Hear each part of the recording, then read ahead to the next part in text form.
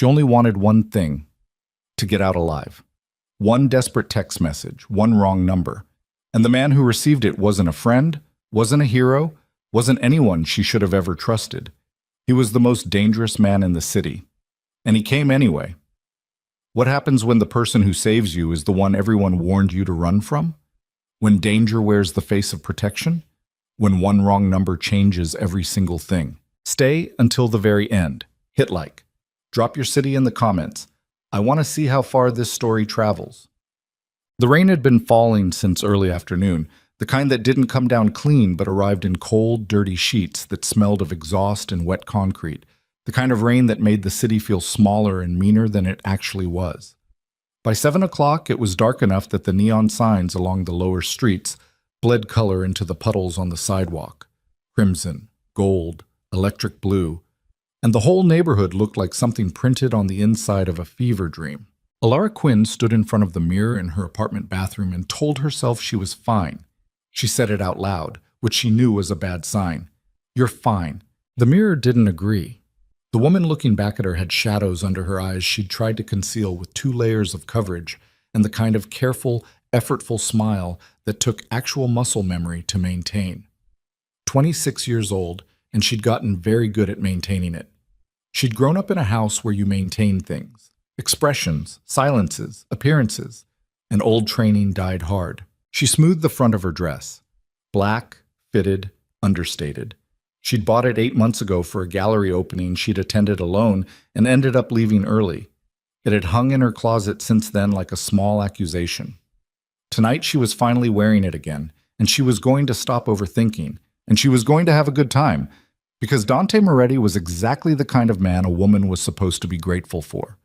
That was what her coworker Priya had said, anyway. "Alara, he's gorgeous, and he's got money, and he actually texts back, 'What is your problem?'" She didn't have a problem. She told herself that after the first date, when Dante had ordered a bottle of wine without consulting her, and she'd felt a flicker of something uncomfortable she immediately dismissed as her own neurosis. She'd told herself that after the second date, when he'd made a comment about her phone case, some cheap plastic thing she'd bought from a street vendor, and laughed in a way that wasn't quite warm enough to be a joke. She was too sensitive. She was reading into things. She had a history of reading into things. She turned off the bathroom light and went to get her coat. Velvet Meridian sat on the 41st floor of a glass tower downtown, and on a clear night you could see 3 bridges from its east-facing windows. Tonight, there were no bridges visible through the rain, only the smeared glow of 1,000,000 lit windows and the occasional sweep of headlights far below. The elevator opened directly into the restaurant, and the hostess recognized Dante immediately, not by name, Alara noticed, but by the specific category of man he represented, the kind with reservations that were confirmed twice, the kind for whom tables appeared at the front rather than near the kitchen. Dante was already seated when she arrived, standing the moment he saw her, moving around the table with the particular grace of a man who had practiced being watched. "You look incredible," he said, and kissed her cheek, and his hand rested briefly at the small of her back in a way that was simultaneously intimate and proprietary, and Alara smiled and said thank you, and they sat down, and everything was fine. It was fine for approximately 22 minutes. She tracked it later, after everything, and it was 22 minutes before the first thing happened that she should have treated as a door swinging shut instead of a window briefly darkening. 22 minutes of competent, rehearsed conversation, his recent trip to Milan, a gallery in the meatpacking district he'd apparently been to, something about a renovation on his place in the Hamptons. He asked her questions too, but they had a quality to them she couldn't quite name at the time, like questions asked not because you wanted the answers, but because you understood that asking them was part of the performance. She'd been talking about her work, a brand identity project she was genuinely excited about, a small sustainable clothing company run by 2 sisters out of Brooklyn, when the server appeared to take their orders. Dante spoke first. He ordered for both of them. Not in a consultative way, not with a sideways glance at her to confirm, but with the flat, easy authority of a man who did not consider that there was any other way to do this. He ordered her the salmon. He chose a wine she hadn't touched. He handed both menus to the server without looking at Alara at all. The server left. Alara said, "I was actually thinking about the risotto." Dante smiled. It was a practice smile, the one she'd seen in photos of him online, slightly asymmetrical, confident without being aggressive, designed to read as warmth from a distance. Up close, it had a different quality. "The salmon here is exceptional," he said. "You'll thank me." She didn't say anything else about the risotto. She picked up her water glass and took a sip and watched him over the rim and felt the flicker again. The same one from the first date, a little stronger this time, less easy to dismiss. And she set the glass down and returned to the conversation and told herself she was being ridiculous. This was the thing about Alara Quinn that she understood about herself and couldn't seem to correct. She was very good at identifying the moment when something was wrong and then immediately, reflexively talking herself out of it. It was a skill she'd developed young.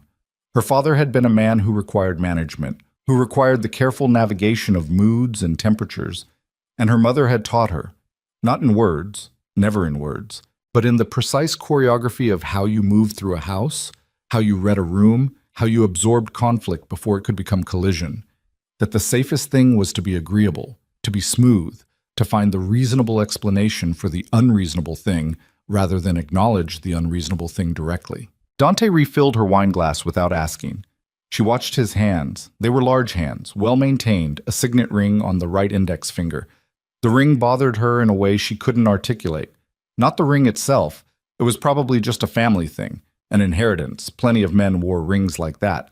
But something about the way his hand moved when he set the bottle back down, with the absolute certainty of ownership. "You're quiet," Dante observed. "I'm listening," she said. He studied her for a moment. Then he smiled again, and this time the asymmetry was more pronounced. And he said, "Good," and turned back to his food. Good. Like it was the correct answer she'd given. Like she'd passed a small test she hadn't known she was taking. The salmon arrived, and it was, objectively, excellent, perfectly cooked, beautifully plated, the kind of dish that cost $40 and was worth every cent on a purely technical level. She ate it and hated herself a little for how good it was. She thought about the risotto. She thought about the way he'd said good with that small, satisfied downward inflection. And she thought about her mother moving quietly through their kitchen at 6 in the morning, trying not to wake her father. And she pushed the thought down because she was not doing that tonight. She was not comparing Dante Moretti to her father. That was catastrophizing. That was exactly the kind of disproportionate reaction Priya would roll her eyes at. They were on the second bottle of wine. Dante was on his third glass. Alara had barely touched her second when the conversation shifted. It happened gradually, the way water temperature changes when you're already in it. He'd been talking about a business associate, some deal that had gone wrong because of what Dante described as fundamental untrustworthiness, people who smiled at you and meant nothing by it, people who didn't understand that loyalty was the only real currency. It was the kind of speech that probably sounded compelling if you were listening with your guard down. It had an internal logic, but Alara was listening carefully now. Had been listening carefully for the last 40 minutes with the quiet, trained attention she'd learned in childhood, and what she was hearing underneath the words was something else. Relationships require structure, Dante said. He was leaning back slightly, one arm draped over the chair beside him, occupying space with the unthinking ease of a man who had never been required to make himself smaller. People want to pretend they don't, but they do. Someone leads, someone follows. That's not a power thing. That's just how things function. That's one framework, Alara said carefully. It's the honest one. He looked at her directly. Most women say they want a partner, equal terms, all that. But what they actually respond to is someone who knows what he wants and takes it. They find it attractive even when they tell themselves they don't. Alara set her fork down. The motion was small and controlled, and she made sure her face gave nothing. That's a pretty broad generalization, she said. It's an observation. His voice was unchanged, pleasant, conversational, like they were discussing weather patterns. I've had enough relationships to know what works. The women who were happiest with me were the ones who stopped fighting the structure and let me handle things. And the women who weren't happy? Something moved behind his eyes. Not quite anger, something adjacent to it, something that had been in the same neighborhood as anger long enough that it had started to resemble it.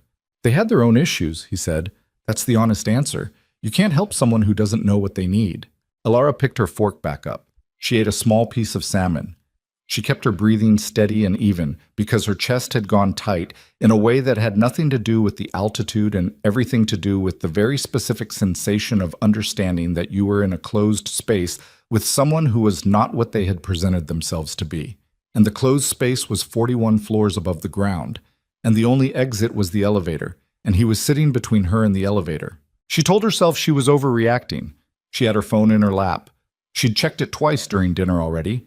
Once legitimately, a work notification she'd dismissed.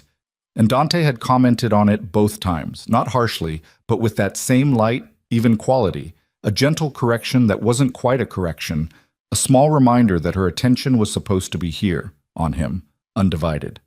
The phone felt like a lifeline she wasn't sure she was allowed to reach for. She excused herself to use the restroom. In the marble and mirror quiet of the women's room, Alara stood at the sink and ran cold water over her wrists and stared at her own reflection and had a very honest conversation with herself that she was already regretting before it was finished. The conversation went like this.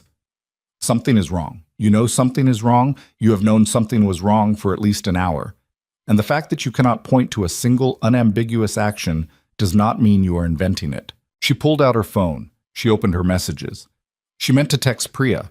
She had Priya's name almost memorized in her contact list, fourth down, right below her mother and her dentist. And her fingers were cold from the water, and her hands were not entirely steady. And she typed the message fast, the way you do when you're saying something you need to say before you can stop yourself. I'm scared. I need help. I can't get away from him. She hit send, and then she looked at the name at the top of the conversation thread. It wasn't Priya. The contact read, unknown, 347-809-2241. She had no idea whose number that was. She'd never texted it before. It wasn't saved in her phone. Somehow, in the cold and the shaking and the unfamiliar restroom light, her fingers had opened a blank thread instead of Priya's name, and she had sent her fear to a stranger. Her stomach dropped. She stood there for 3 full seconds doing nothing, which felt like a long time. Then the reply came. Where are you? She stared at it, 2 words. No punctuation after the question mark. Typed fast or typed by someone who was very calm, she couldn't tell which. There was no tone to extract from 2 words. There was no way to know if this was a confused stranger about to ask her to clarify the wrong number or something else. There was no way to know anything. She typed back, wrong number, sorry, ignore. The reply was immediate. Tell me where you are. Her heart was going very fast.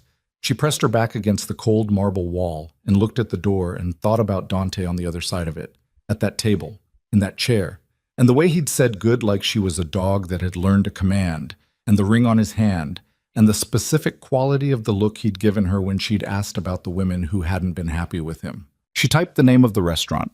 She stood in the restroom for another 90 seconds. She reapplied her lipstick because she didn't know what else to do with her hands. She read the reply that came through. Stay where people can see you. Do not leave with him. When she walked back to the table, Dante was looking at his phone. He set it face down when he saw her, but not before she caught the angle of his expression. Not curiosity, not the ordinary preoccupation of someone checking messages, but something more concentrated, more directed. He looked up and smiled. Everything okay? Fine, she said, and sat down. The word tasted like copper. They were 15 minutes from the end of dinner, or what should have been the end of dinner. Dessert menus arrived, and Alara was preparing to say she was tired, to manufacture the graceful exit, to get out of this elevated glass box and into a cab heading anywhere else, when Dante's phone buzzed on the table. He flipped it over. He read the screen. The change was not dramatic. It was not the kind of change you'd catch on a security camera or describe to someone afterward in a way that would sound like anything. His expression didn't collapse or distort, but something left it. Some architectural element that had been holding the whole thing up quietly departed, and what remained looked older and harder and very much less interested in performing charm. He set the phone down. He looked at her. Who did you call? He asked. His voice was the same, exactly the same. That was somehow worse than if it had changed. I didn't call anyone, she said. Your phone. In the bathroom. I texted a friend to let her know I was still here. I always do that. She kept her voice level. She had spent years keeping her voice level in conversations that frightened her, and the muscle memory was still there, intact, available. It's just a safety thing. A safety thing. He repeated it like he was examining the phrase for structural weaknesses. You felt like you needed a safety thing. It's just a habit. He looked at her for a long moment. The restaurant around them continued its ambient performance. Silverware on china, murmured conversation, the soft architecture of expensive sound. And Alara was acutely aware of all of it, the way you become aware of the room when the room is the only thing standing between you and the thing that frightens you. You've been distracted all night, Dante said. I've been patient about it. I'm not distracted. You are. Not an argument. A correction. The kind you deliver to someone who doesn't yet know they're wrong but will. I don't know what you were expecting from tonight, but I've put real time into this, into you, and I think you owe me a real conversation about where your head is. I'm right here, she said. We're having a conversation. No. He leaned forward, and his hand moved under the table, and then his fingers were around her wrist, not crushing it, not violent, just present, just there, just enough pressure to be absolutely clear about what the pressure meant. We're having the conversation I want to have. Tell me who you texted. Her phone buzzed. She couldn't look at it. He was watching her face, and she couldn't look at her phone without him seeing her look at it, and the grip on her wrist wasn't loosening, and her pulse was very loud in her own ears, and the nearest occupied table was 11 feet away, and everyone at it was talking to each other and looking at each other, and no one was looking at her. Dante. She kept her voice quiet, controlled. Let go of my wrist. I'll let go when we're done talking. We're done talking, she said. Let go. Something crossed his face, fast, almost imperceptible. She'd seen something like it before, in a different context, a different face, and the recognition of it landed in her chest like a stone dropped into still water. He released her wrist. He sat back. He picked up his wine glass. You're making a scene, he said pleasantly. I haven't said a word above a normal conversation level, she said. In your head, you're making a scene. He swirled the wine. It's written all over you. You're dramatic. That's fine. I knew that going in. But there are limits to what I'll tolerate in public. She reached under the table and picked up her phone. The message on the screen read, Help is already on the way. She read it twice. Her hand was not steady. She set the phone face down on the tablecloth because Dante was watching her and she didn't want him to see the screen, and she looked up at him and said, I'd like the check, please. And his expression went very still in a way that reminded her of the surface of water before weather. We haven't had dessert, he said. I'm not hungry. Alara. I'm not hungry, Dante. I'd like the check. He studied her for what felt like a very long time. Then he signaled the server with the particular small gesture of a man accustomed to being seen immediately. And the server came, and the check materialized, and Dante paid it without looking at the amount.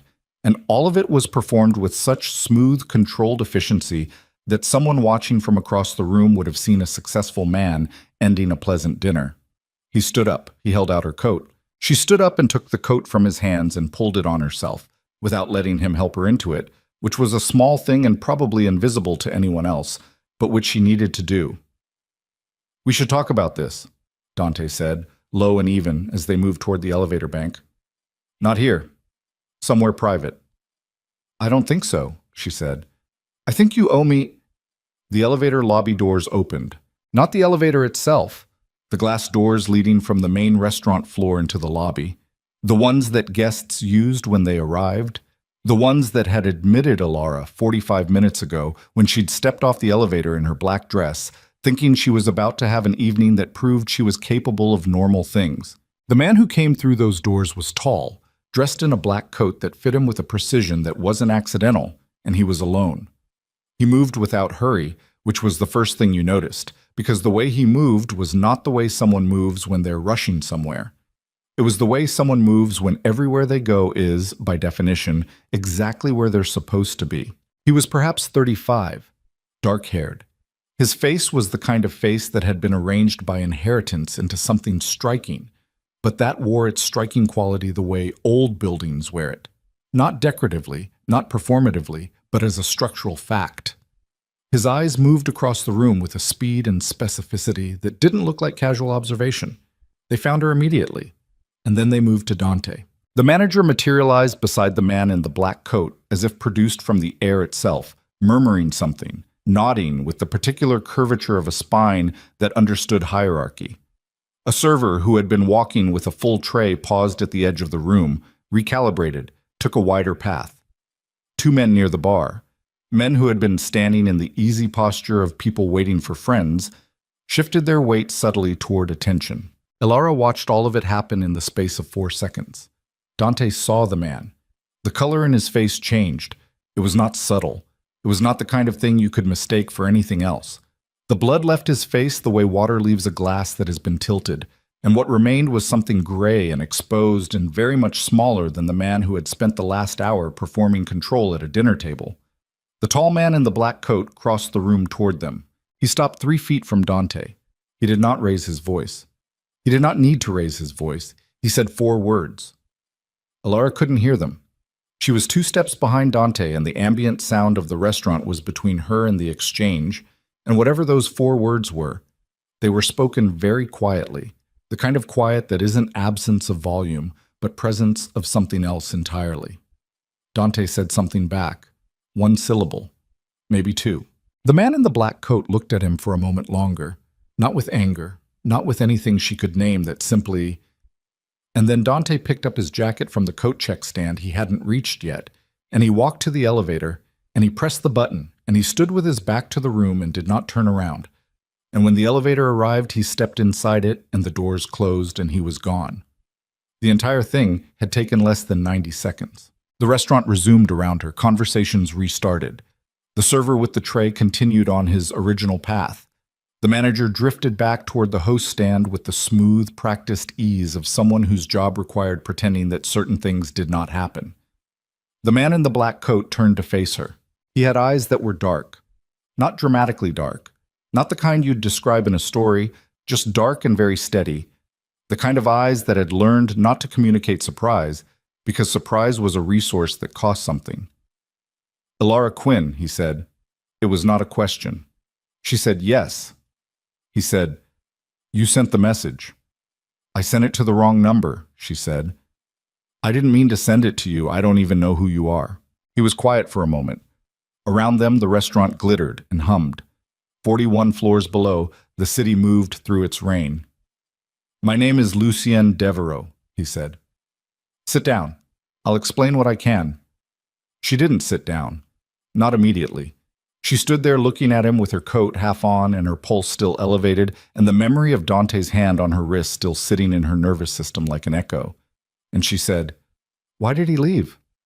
Lucien looked at her. "Because I asked him to," he said. "That's not an answer." "It's the complete one," he said. "Sit down, Ms. Quinn. You're safe. He won't come back tonight." She looked at the table he was gesturing toward. Not her table, a different one, near the windows, away from the center of the room. She looked at the door to the elevator. She looked at the man named Lucien Devereaux, who had arrived without warning and dismantled a situation in 90 seconds, using only words spoken quietly enough that she couldn't hear them. Every rational signal in her body said, "You do not know this man, you know nothing about him. The fact that he removed one threat does not make him safe. Get in the elevator, get in a cab, go home." She sat down across from him. She didn't know why. She would think about it later, try to isolate the variable. Was it exhaustion or fear or the specific quality of his stillness, which was so different from Dante's controlled performance that it read, against all logic, as trustworthy? She would not arrive at a satisfying answer. She sat down, and he sat across from her, and outside the windows the city burned and rained in equal measure, and whatever ordinary Tuesday night she had been living before she walked into this restaurant was already gone. She just didn't know it yet. The server appeared at the table's edge, tentative, reading the room. Lucien looked up. "2 coffees," he said. "That's all." The server left. Elara unwound her coat from her shoulders and set it over the back of the chair and looked at the man across from her and said, "How did you know my name?" "The reservation," he said. Moretti's reservation was under both names. The manager confirmed when I arrived. "And you just asked the manager?" "Yes." "And he just told you?" Lucien didn't respond to that directly. He He looked at her with the same steady quality he'd had since he walked in, and after a moment he said, "Do you want to talk about what happened tonight, or do you want to go home? Both are fine. I'll have someone drive you if you want to leave." "I want to understand what just happened," she said. "All right. Starting with who you are."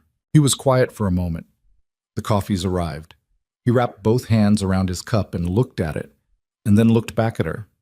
And something in his expression shifted. A very small shift, almost architectural, like the adjustment of a single load-bearing element. And he said, "I'll tell you enough to answer your question. Whether you want to hear more after that is your decision." "Okay," she said. "Your message reached a number I use for a very small number of people. Not a public number. Not something that should have been reachable the way you reached it. I don't know how you got there. Probably a misdial, wrong digit, something like that." He paused. Most people who'd received that message from a stranger would have ignored it. "Why didn't you?" He looked at the window, at the rain and the city beneath it. 5 years ago," he said, "someone I cared about sent a message like yours. Same kind. Wrong place, bad situation, needed help." He stopped, started again. "I didn't get there in time." The sentence was very simple. It carried weight out of proportion to its syllable count. Elara said, "I'm sorry. It was a long time ago." He said it like a man who knew that a long time ago was not the same thing as not anymore. "When your message came through, I was 20 minutes from here. It wasn't difficult. It also wasn't your responsibility." "No," he agreed. "It wasn't." She looked at him. At the ring he didn't wear, she'd noticed the absence of it. The absence of anything decorative. Actually, nothing on his hands, no watch, nothing on the coat lapels, none of the signaling that men like Dante used to announce their category. His signals, if he had them, were of a different order. "The manager," she said. "The way the room moved when you walked in. The way Dante—" She stopped. "What exactly is it that you do, Mr. Devereaux?" He met her eyes, and he didn't look away, and he said, "I think you already have a reasonable idea." She did. She'd been constructing the idea since the moment the server with the tray had altered his path, since the moment the men at the bar had shifted their weight, since the moment Dante Moretti, who had spent an entire dinner performing the theater of a man who feared nothing, had stood in an elevator lobby watching another man cross a room toward him and had gone the color of old chalk. "How much trouble am I in," she said, "for knowing your name?" Something moved in his face. Not quite a smile. The potential of one. "Right now?" he said. "None." "And not right now?" He lifted his coffee cup. "You're not in my world, Miss Quinn. Tonight was a coincidence. You can walk out of here and never think about it again." "Can I?" she said. It came out flatter than she intended, drier, and he looked at her with a sharpening of attention, like someone adjusting focus. "You could," he said. "Whether you will or not depends on Dante Moretti." "What does that mean?" Lucian set his cup down. He looked at her with the kind of directness that wasn't aggression, but was its own species of uncomfortable. The directness of someone who had stopped bothering to soften information because they'd learned that softening it didn't change what it was. "Men like Moretti," he said, "don't absorb humiliation cleanly. He left tonight because I asked him to, and he understood what asking meant. But he's going to spend the next 48 hours deciding how he feels about that. And when he decides, he's going to feel humiliated. And when he feels humiliated, he'll come back," she said. "He'll do something," Lucian said. "Whether it's directed at you specifically depends on how much he decides tonight was your fault." The city glittered in the rain below them. 41 floors of glass and distance between them and the street. "What are you offering?" she said. He looked at her for a long moment. "Information," he said. "Tonight. If you want more after that, we can discuss it." "No conditions?" "No conditions." She studied his face. She was good at reading faces, had been, since childhood, necessity making her fluent in a language she'd never asked to learn. His face was harder to read than most, not because it was deceptive, but because it was controlled in a different way than Dante's controlled. Not performance, but discipline. The kind of control that comes from deciding very carefully what you show the world and then holding to that decision. She could not tell, looking at him, whether he was someone she should trust. She could tell that he was someone who meant exactly what he said. She picked up her coffee. "Tell me about Dante Moretti," she said. and outside the windows, the rain kept coming down, and the city went about its ordinary violent business, and somewhere 41 floors below a man in an elevator was deciding how he felt about tonight, and the woman at the window table was already too far across the line to find her way back to the side where none of this had happened yet. Lucienne began to talk. Lucienne talked for 11 minutes. Alara knew because she was watching the small clock on her phone screen, face up on the table between them, and she watched the minutes change the way you watch things when you need something concrete to hold on to while someone is rearranging everything you thought you understood about the last 3 weeks of your life. He didn't editorialize. That was the first thing she noticed. He laid information down the way a man lays tools on a workbench, each piece in its place. No excess motion, no rhetorical flourish designed to make her feel a particular way about what she was hearing. He told her that Dante Moretti had a history. That history involved 3 women in the last 4 years. That 2 of them had filed reports and then quietly withdrawn them. That the third had moved to another city and declined to discuss it with anyone. He told her that Dante had business associations that wouldn't survive scrutiny, that several of those associations connected through 2 or 3 degrees of separation to enterprises Lucian had reason to be aware of. He told her that Dante had, in all likelihood, run a basic background check on her before their first date. That the kind of man Dante was tended to select for specific qualities, women who were self-sufficient enough to seem desirable but isolated enough to seem manageable. He stopped talking. Alara looked at her coffee cup. It was half empty. She didn't remember drinking it. "The 2 women who filed reports," she said. "What happened to them?" "They're fine," Lucian said. "As far as I know." "As far as you know." "I don't track them. I'm telling you what I was able to find in the time between your message and arriving here." She looked up. "You ran a background check on Dante in 20 minutes. "In 15, he said. Not boasting, just accurate.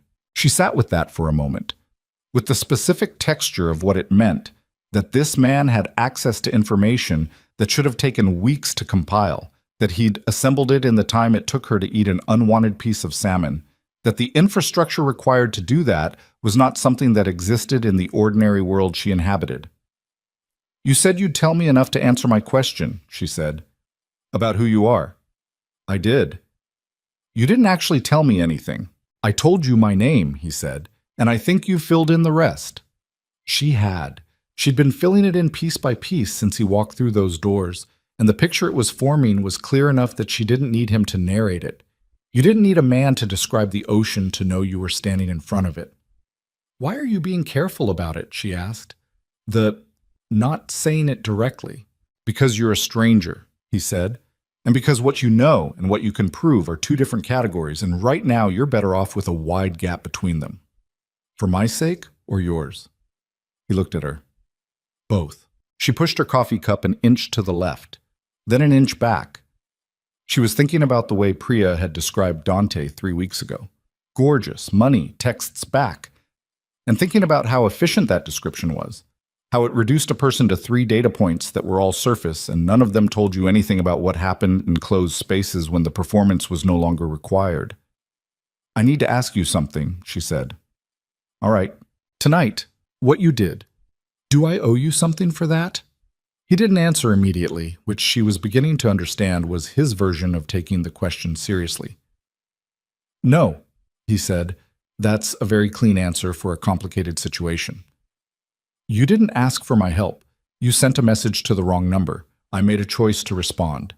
The consequences of my choices are mine." She studied him. "People don't operate like that." "Some people do." "Not in my experience." "Your experience," he said, "based on tonight, includes Dante Moretti. I'd suggest it's a limited sample." Something moved in her chest. Not warmth. She wasn't there yet, wasn't anywhere near there, but something grudging and reluctant, the specific sensation of recognizing that someone has said something accurate. "So what happens now?" she said. "Now you go home. Tonight you're fine. He won't move that fast. He's not impulsive, he calculates. You have a day, maybe 2, before he decides on a response. And then? Then it depends on what his response is." He reached into his coat and produced a card. Not a business card, just a card, plain white, with a number on it, different from the one she'd texted. "If something happens, If he contacts you or you feel like something is wrong, use that. She looked at the card, small rectangle of white in the ambient light of the restaurant. You're giving me a way to reach you, she said. Yes. Why? He was quiet for a beat. Because I was late once, he said. I don't intend to be late again. She picked up the card. She put it in the pocket of her coat without looking at it again, because looking at it again would have meant something she wasn't ready for it to mean. I'll get someone to drive you, he said, and stood. And that was how the evening ended. Not with drama, not with anything that would have looked like anything from the outside. Just a woman in a black dress putting on her coat in an expensive restaurant, while a man in a black coat said something brief to the manager, and a car materialized at the curb downstairs within 4 minutes, like it had been waiting. It probably had been waiting. She got in the car. The driver didn't speak. The city moved past the windows in wet streaks of light. She sat in the back with her hands folded in her lap and her pulse finally coming down from wherever it had been for the last 2 hours. And she thought about the card in her coat pocket. And she thought about Lucien Devereaux's voice saying I was late once. And she thought about the way Dante's hand had felt around her wrist. She didn't sleep well. She didn't expect to. The next 2 days were quiet in the way that pressure systems are quiet. Not absence of something, but presence of potential. She went to work. She sat at her desk in the open-plan studio on the 6th floor of a building in Midtown and looked at brand guidelines and color palettes and tried to think about the two sisters in Brooklyn and their sustainable clothing company and the identity project she'd been genuinely excited about 3 days ago, before the world rearranged itself. She didn't tell Priya. She didn't know how to begin, and Priya would ask questions, and the questions would require answers that would sound insane, and she wasn't ready to have the conversation that ended with Priya looking at her the way people look at someone who's made a series of decisions that don't quite add up. On the second day, Dante texted her. The message was courteous. Carefully courteous. The deliberate courtesy of someone who understood that the written record of a text message had a different weight than spoken words. He said he hoped she'd gotten home safely. He said he felt bad about how the evening ended. He said he'd been dealing with a difficult situation at work that had affected his mood, and he thought they deserved a chance to start over. She read it 3 times. She did not respond. An hour later, another message arrived, slightly less courteous. He'd been thinking about her behavior at dinner, actually, and he wanted to be honest with her. He'd found her distant and unengaged, and he didn't think that was fair to him, given the effort he'd made. She put her phone face down on her desk. Her project manager, a thin, efficient man named Garrett, stopped at her desk to ask about the Brooklyn Sisters file, and she said it was coming along, and he looked at her for a moment with the particular look of someone who is deciding whether to ask a follow-up question and then deciding against it, and moved on. Her phone buzzed. 3rd message. The courtesy was mostly gone now. He'd heard from a mutual contact. She didn't know what mutual contact. She and Dante had no mutual contacts she was aware of. That she'd been talking about him. He thought that was beneath her. He thought she should consider what she was risking by misrepresenting their relationship to people. She picked up her phone. She was going to call Priya. She had the phone in her hand and Priya's name on the screen, and she was going to call her and tell her everything and accept whatever look came with it, because the alternative was sitting alone with this, and she was very bad at sitting alone with things that frightened her. Her phone buzzed again. Not a text. A call. Unknown number. She stared at it through 2 rings and then answered. Ms. Quinn. Lucian's voice. The same quality as in the restaurant. Level, unrushed, carrying the particular weight of someone who never raised it because they never had to. I understand Moretti has been in contact. She stood up from her desk and walked to the narrow hallway near the emergency exit, away from Garrett and the open plan and the particular quality of office acoustics that made everything audible to everyone. How do you know that? She said. I had someone keeping an eye on his activity. I should have told you I was going to do that. I'm telling you now. She pressed her back against the wall. You had someone watching him. Watching his communications, digital activity, nothing that involved you directly. That's a significant thing to do without telling me. Yes, he said. I know. Then why didn't you? Because I wasn't sure it was necessary, and I didn't want to alarm you before I knew whether there was something to be alarmed about. That was the wrong call. I'm correcting it. She exhaled. The hallway smelled of fire retardant and cleaning solution, and the specific institutional quality of emergency exits everywhere. She looked at the red stenciled letters above the door and thought about how strange it was to be having this conversation in this particular location. What has he been doing? She said. Making calls, talking to people in his network about you. A pause. The characterizations are not flattering. He's telling people things about me. He's telling people a version of what happened that places him as the aggrieved party, which is consistent with the pattern. He did the same with the previous women. Another pause. There's also been contact with a man named Soren Valles. I want to know if you recognize that name. She turned the name over. No. Valles runs a firm that specializes in reputation management, among other things. The other things include information acquisition. He's been known to approach people in the periphery of a target's life, coworkers, former colleagues. He's going to go after my job, she said. It wasn't a question. The pieces arrived in the right order and the conclusion was simply there. Possibly. Or he may just want leverage. Information he can use if you do something that makes it necessary. Either way, I thought you should know. She was quiet for a moment. In her chest, something had shifted, something that had been fear orienting itself into something adjacent to it, but with more edges. What are my options? She said. You have 3, he said. First, you do nothing, wait to see what he does, and respond when it becomes concrete. The problem with that is you're reactive and he's ahead of you. Second, you preempt. Go to HR, flag a potential issue with your employer before Valles does. You control the narrative. He stopped. Third, you let me handle it. What does that mean?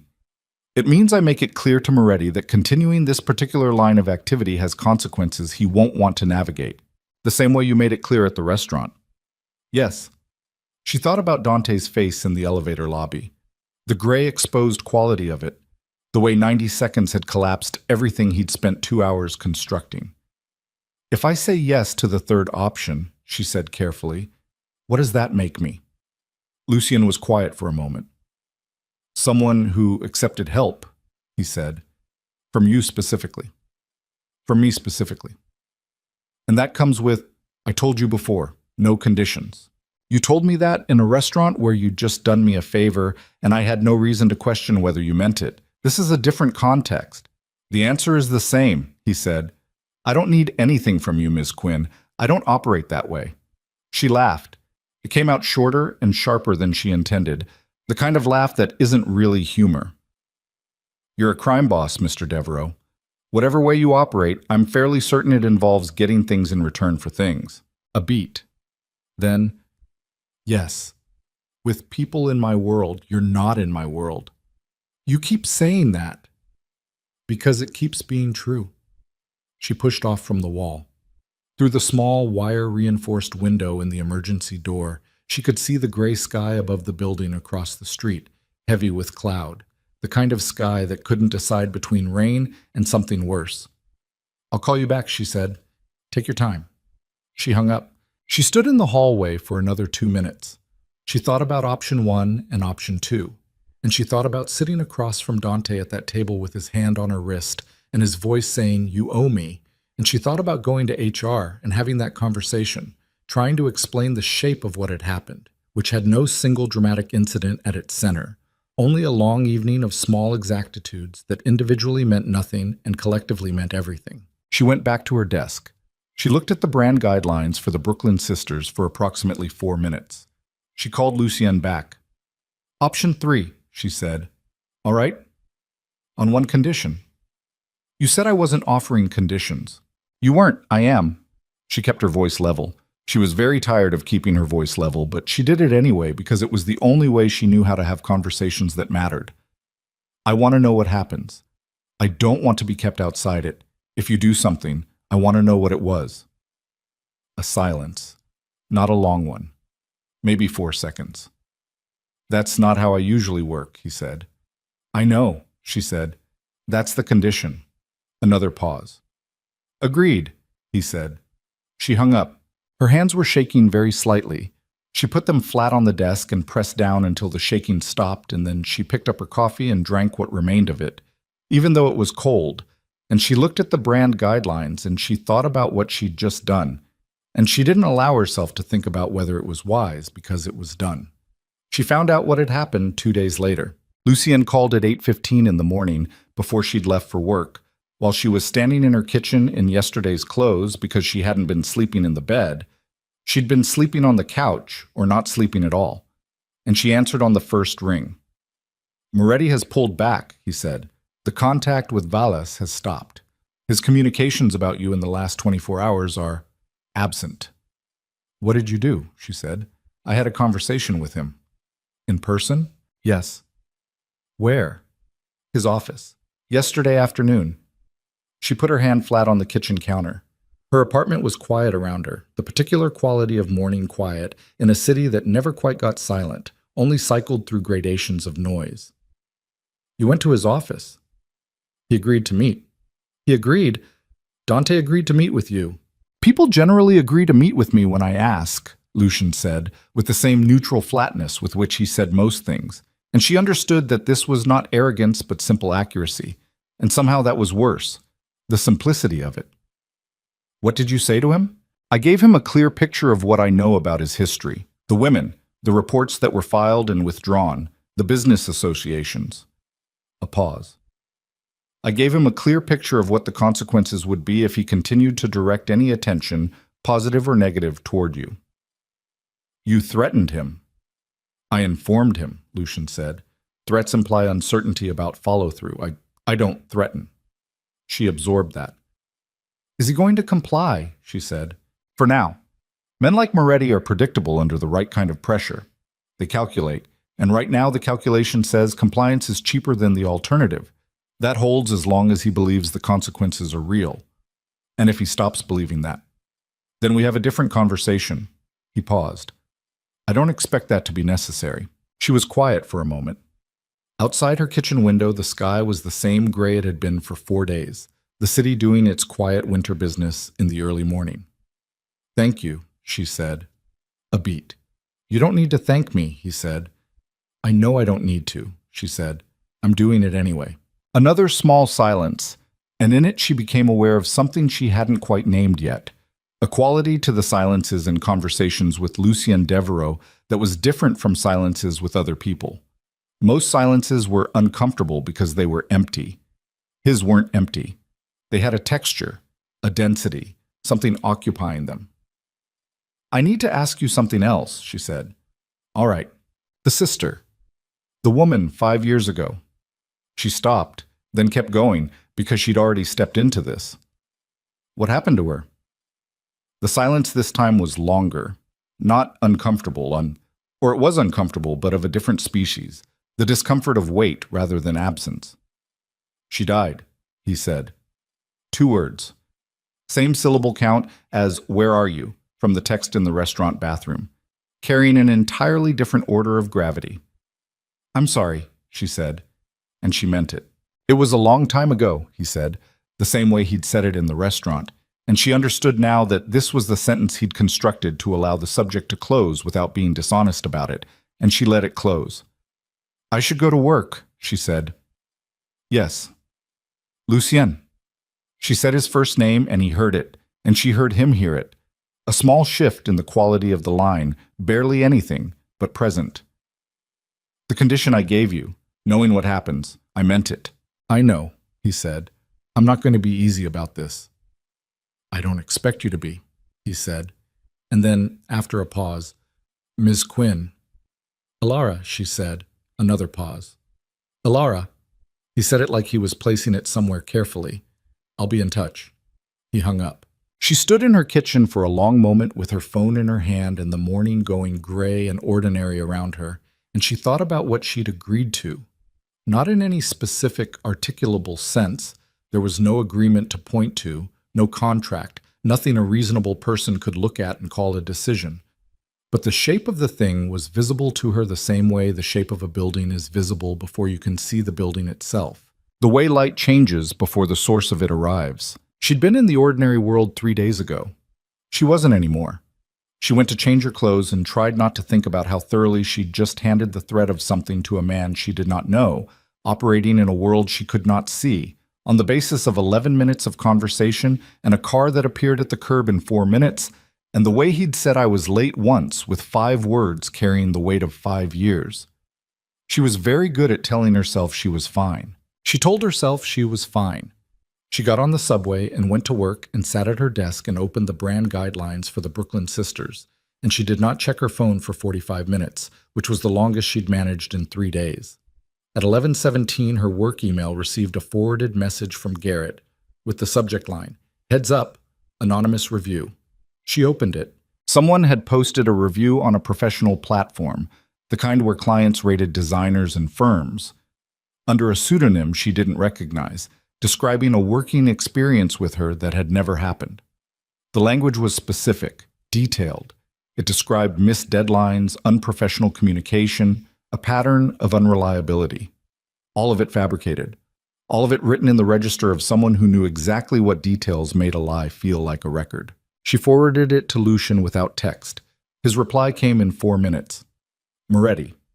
Then 30 seconds later, "Don't respond to it. I'll handle the platform." This is a reaction. He's scared. Scared men do small things. She stared at the word scared, applied to Dante Moretti, and felt something cold settle into the space behind her sternum.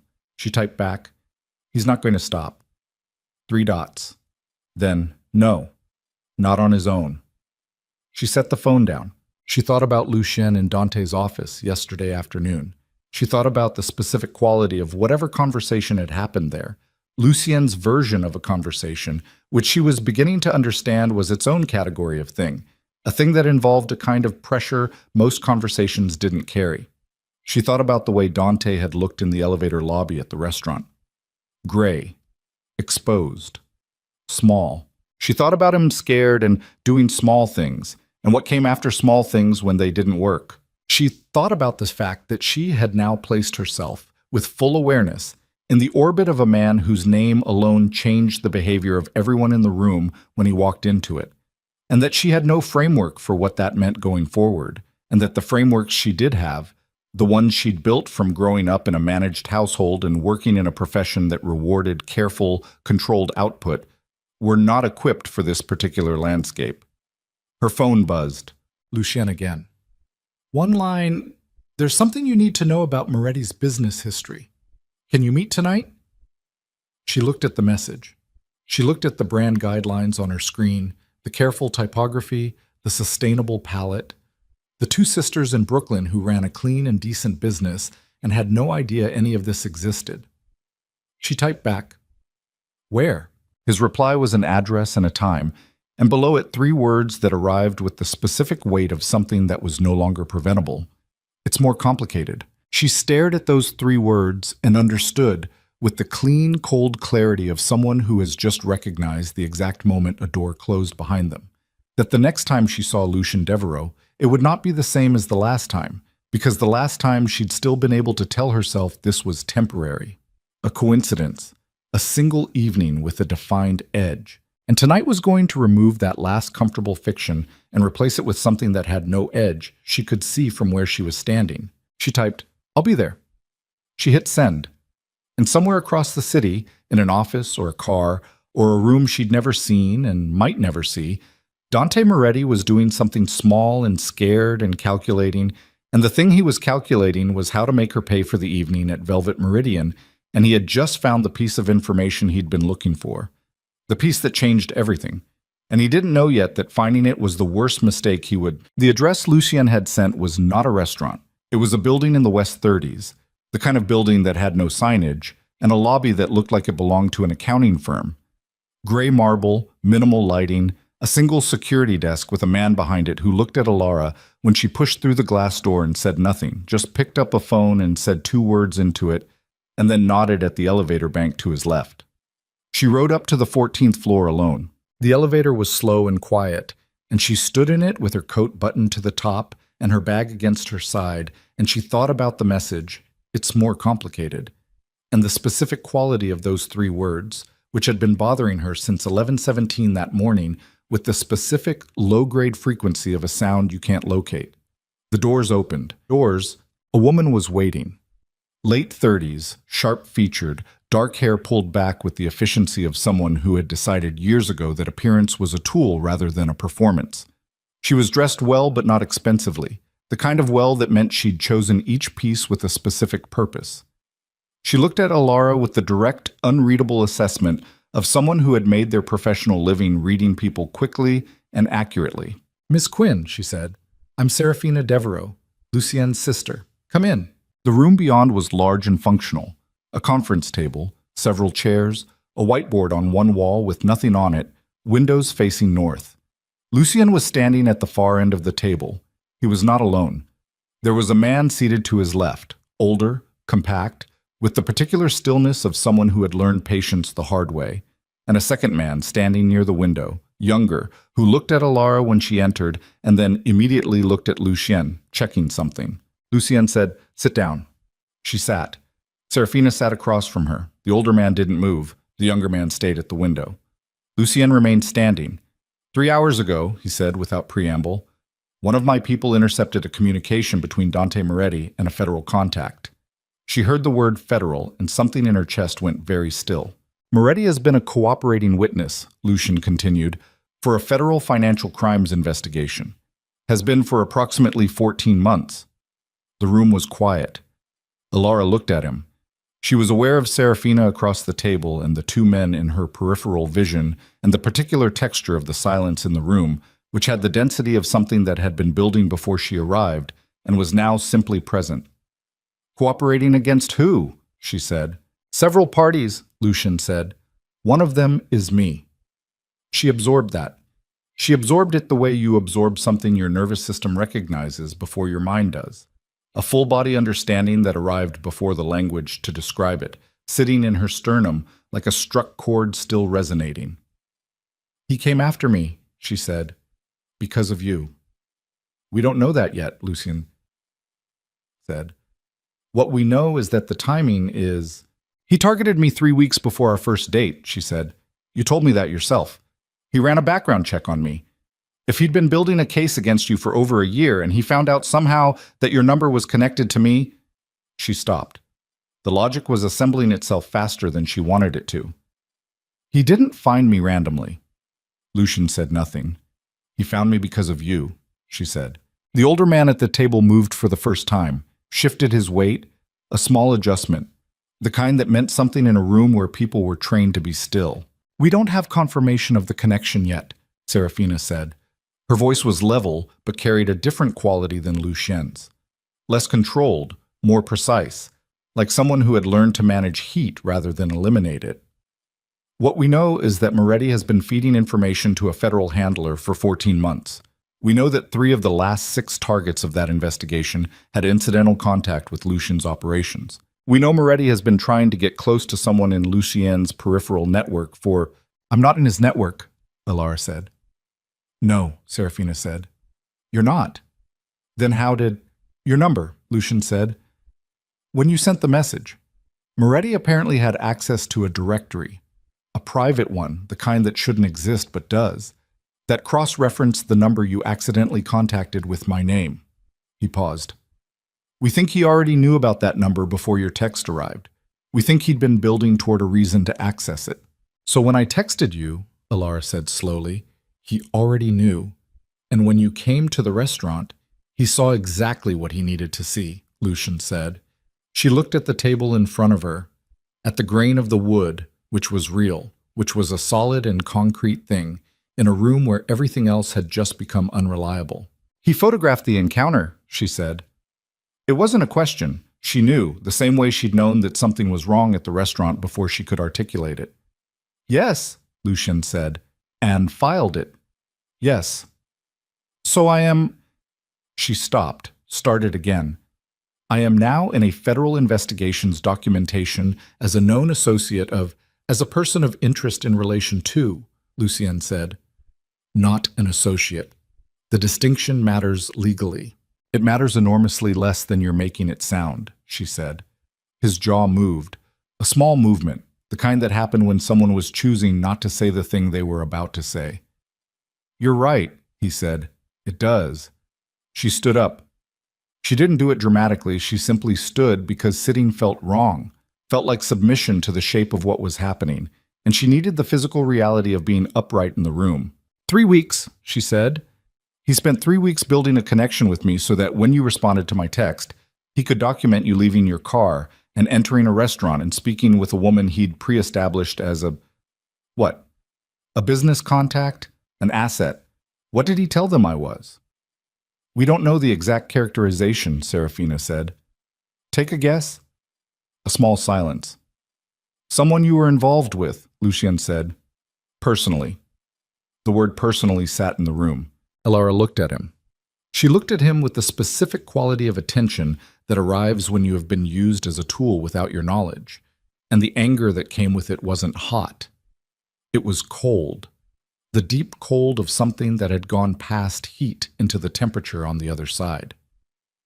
You need to tell me everything, she said. Right now. All of it. Not the version that protects me from details. Everything. Lucien looked at her for a long moment. Then he pulled out the chair at the head of the table and sat down and began to talk. What followed was 40 minutes that she would think about for a long time afterward. Not with clarity exactly, but with the specific sensory texture of a thing that changed the shape of your understanding permanently. He talked about the investigation, what he knew of it, and what he'd been able to piece together since 3 hours ago. He talked about Moretti's arrangement with the federal handler, a woman named Cross, Organized Crime Division, apparently meticulous and patient, and very good at running cooperating witnesses over long periods. He talked about the 3 targets before Elara, what Moretti had done with each of them, how the pattern worked. Establish proximity to a peripheral figure, manufacture a visible connection, document the connection in a way that could be construed as evidence of the central target's associations. He talked about what Elara's face in that documentation meant for the case being built. He did not soften it. She'd asked him not to soften it, and he didn't. When he finished, the room was very quiet. The younger man at the window had moved to sit down at some point during the 40 minutes. The older man had poured water from a pitcher on the table and placed a glass in front of Elara without comment, and she'd drunk half of it without noticing. The documentations they have, she said, the photograph of you at the restaurant. What else?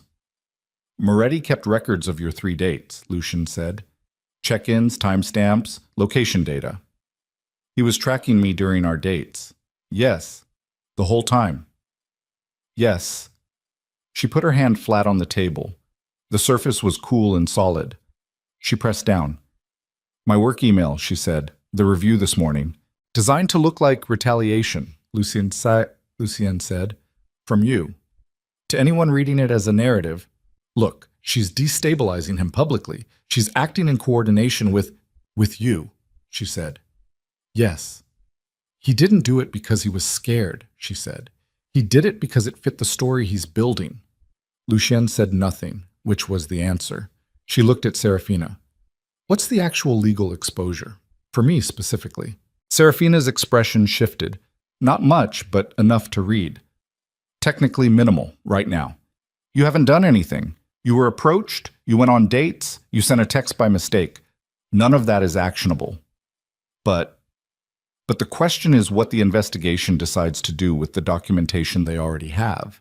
If they decide you're useful as leverage, someone they can approach, someone who has ongoing contact with. I don't have ongoing contact, Elara said. I've met him twice. The silence that followed was a different shape than the previous silences. Elara, Serafina said, and the use of her first name without having asked for permission to use it was its own kind of information. The communication we intercepted tonight, Moretti's message to his federal handler. Something moved in Elara's chest. What was in it? She said. Serafina looked at Lucien.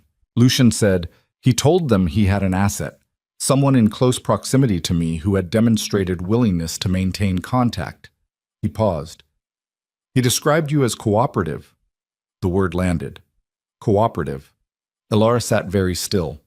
The water glass was still in her hand and she set it down because her grip on it had tightened to the point where she was aware of the pressure against her palm. He told them I was helping him, she said. He told them you were a viable approach vector, Lucien said. Cooperative doesn't necessarily mean. He told them I was his, she said. After 3 weeks of manufacturing a relationship with me and then documenting your response to my accidental text, he told a federal investigation that I was a cooperating source. Her voice was very level. She was aware of how level it was, aware that the levelness was structural, holding something up. Without my knowledge, without my consent. He built a file using my life and my face and my name and handed it to a federal investigation and told them I was on his side.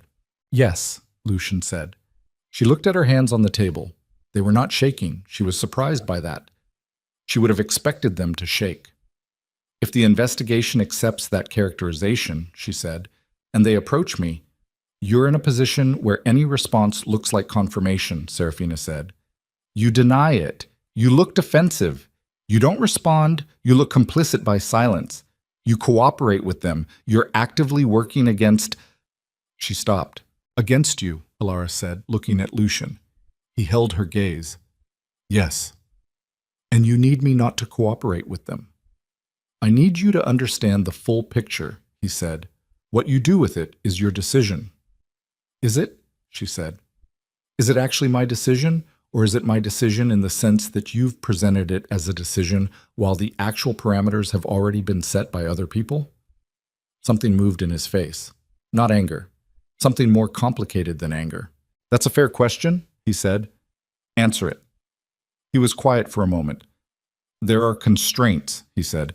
There are constraints I can't eliminate. Moretti has created a situation where your available options are limited, she said. Yes. Because of you. A beat. Because of me, he said. The room absorbed that. She stood up again.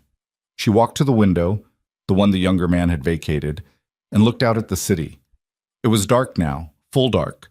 The city doing its evening work below her, all those lit windows with all those ordinary problems behind them. She thought about her apartment, about the couch where she'd been sleeping, about the brand guidelines for the Brooklyn sisters, which she'd been genuinely excited about a week ago, which felt now like a photograph of somewhere she'd been once. She thought about Dante's hand on her wrist. She thought about Lucien in her kitchen that morning.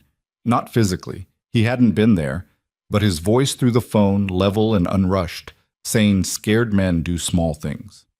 She turned around. The 14 months he's been cooperating, she said. What has he given them? Lucian looked at her with the focused quality of someone recalibrating. Financial records, he said, routing structures, some personnel information. Has anyone been arrested? Not yet.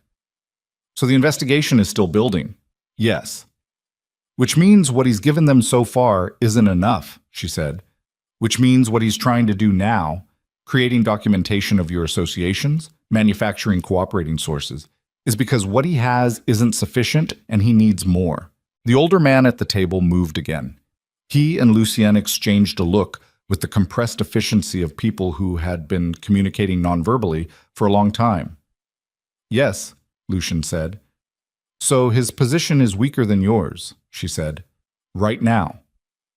Right now. What changes that? If the investigation decides the documentation he's provided is sufficient to move on, or if he produces something new, something concrete. Lucian paused. Something like a credible source with direct access. Someone like me, she said. No one in the room said anything. She understood then, fully, completely, with the cold clarity of someone standing in a wind they can't turn away from, that the moment she'd sent that text in the restaurant bathroom was not the moment her life had changed. She'd told herself it was. She'd drawn the line there, at that coincidence, that misdialed number, the stranger who'd answered. The moment her life had changed was this one, because 3 weeks ago she'd been a variable Dante Moretti was managing, and last week she'd become a peripheral figure in a federal investigation she'd never agreed to enter, and tonight she was sitting in a room with a man whose empire was under serious threat, and he had just told her, not in words, but in every word he'd chosen and every word he hadn't, that the next move in this was hers, not her decision in the abstract sense he'd offered it. Her decision in the specific consequential sense that what she did next determined the shape of everything that followed, for her, for him, for the investigation that had her name in a file somewhere as cooperative. She looked at Lucien Devereaux.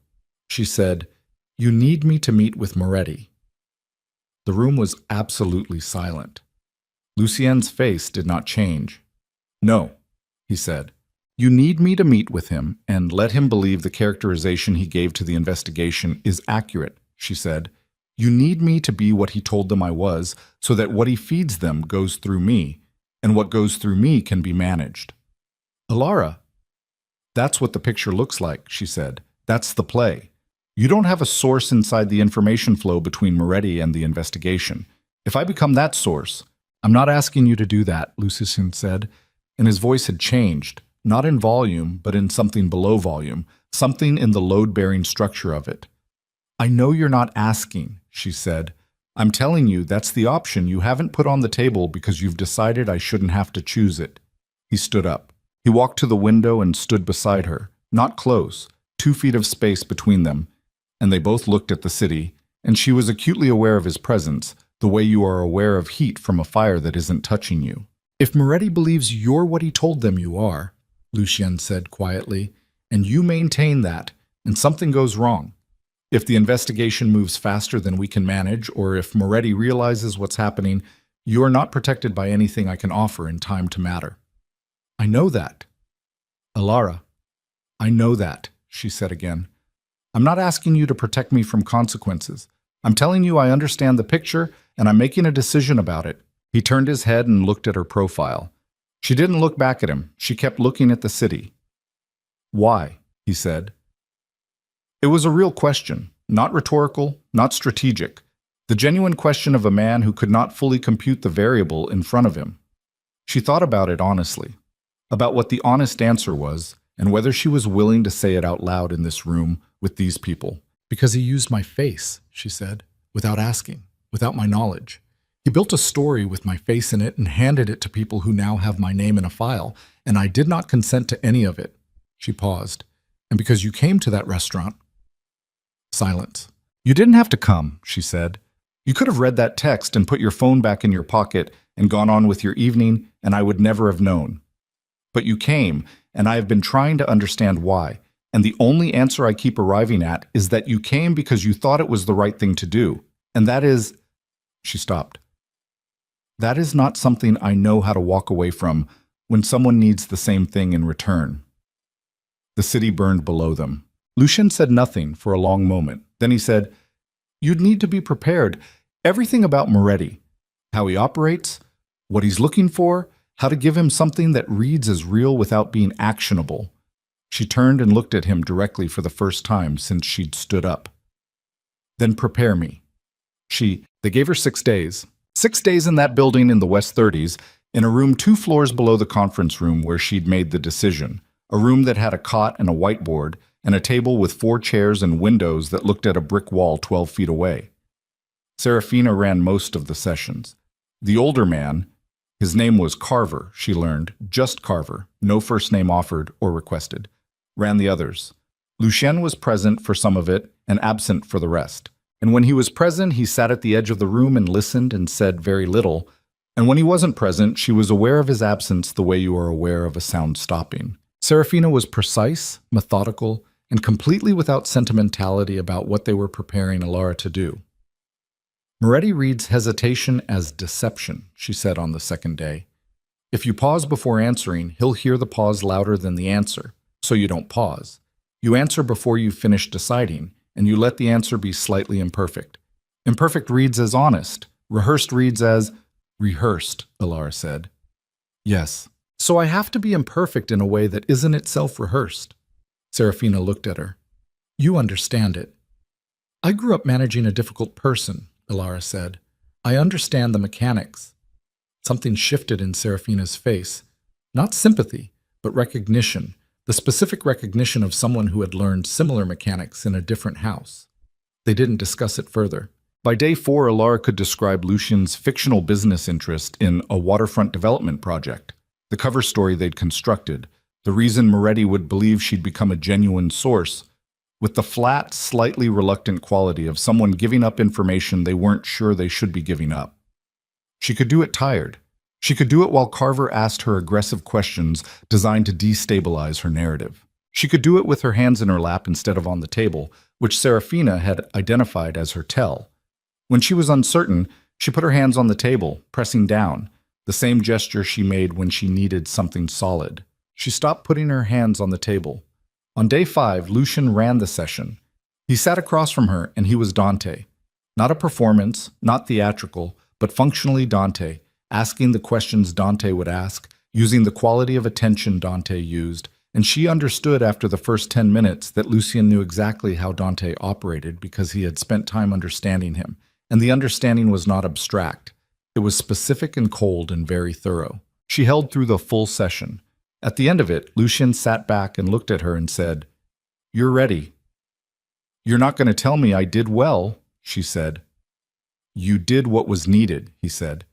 "Telling you it was good introduces a quality I don't want you calibrating against when you're in the room with him." She looked at him. "When I'm in the room with him," she said, "are you going to be close?" "Yes." "How close?" "Close enough," he said. "That's not a number." "No," he said. "It's a promise." She held his gaze for a moment. 3 feet of table between them and 6 days of the most concentrated and unusual education of her life behind her, and something in the room that had been accumulating since that first night at Velvet Meridian, something neither of them had named or addressed, sitting in the space between them with the patient, heavy quality of something that had decided it could wait. "After this is over," she said. "Yes," he said. Before she finished the sentence, she didn't finish it. She didn't need to. The meeting with Dante was set for day 7. It was Dante's suggestion, which was the point. They'd allowed the approach to come from him, a careful, calculated series of signals that let him believe he was moving on his own timetable. A message through a mutual adjacent contact, carefully routed, suggesting she was open to talking. Not about reconciliation, about the situation, about Lucien Devereaux and what she knew about him. Dante had responded within 20 minutes. The location was a hotel bar in Midtown. His choice, which was also the point. Public but private. The kind of ambient noise that made recording difficult. He thought. Elara wore a gray dress and low heels and nothing in her hair. And she arrived 4 minutes late because Serafina had told her arriving exactly on time, read as controlled, and controlled read as prepared. And she walked to the bar where Dante was already seated on a stool, nursing something amber, and she sat down beside him and said, "You look tired." He did look tired.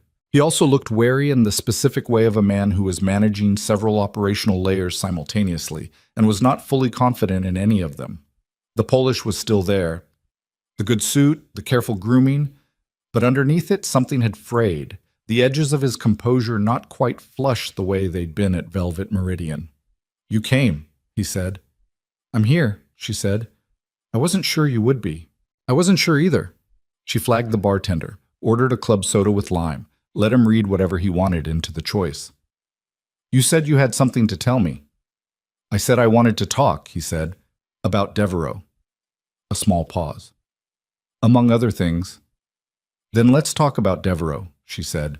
She watched him recalibrate.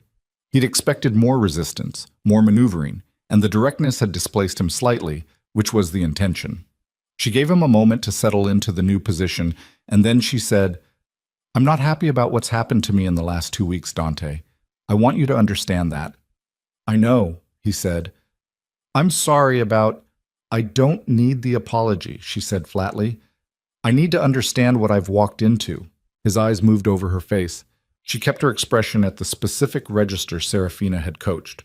Not fully open, not guarded, somewhere in the territory of someone who was frightened and trying to manage it through information gathering, which was, she acknowledged internally, not entirely a performance. "What do you know about him?" Dante said. "I know what anyone knows," she said. "Rumors." "And what do the rumors say?" "That he's not someone you want to have a reason to notice you." She paused. Let the pause sit for exactly the right length of time. "I'm starting to think I gave him a reason." Dante's attention sharpened. She could feel it without looking directly at him, the way you feel a change in air pressure. "What kind of reason?" he said. "The night at the restaurant," she said. "He gave me his card. I didn't think anything of it. I thought it was— I don't know what I thought. That he was being courteous." She picked up her club soda, set it down without drinking. "He's called me twice since then." Dante was very still. "What does he want?" Dante said. He asks questions about you, she said. The silence that followed had a specific texture. She could feel him processing, fitting this new information against the architecture he'd built, checking it for structural consistency, looking for the seam where it might not hold. What kind of questions? He said. Business questions. He acts like it's casual, but it isn't. She looked at her glass. He mentioned a development project, something on the waterfront. He seemed to think you'd know about it. Dante set his drink down. His hand on the bar was very controlled. She noticed the signet ring, the same one she'd noticed at Velvet Meridian, and had the same response to it she'd had then. Not to the ring, but to the certainty of the hand wearing it. The Harlow development, Dante said. Quiet, almost to himself. She didn't respond to that. She let it sit. He asked you about the Harlow development, Dante said. He didn't use a name, she said. He described it. Waterfront. Phase 2 financing.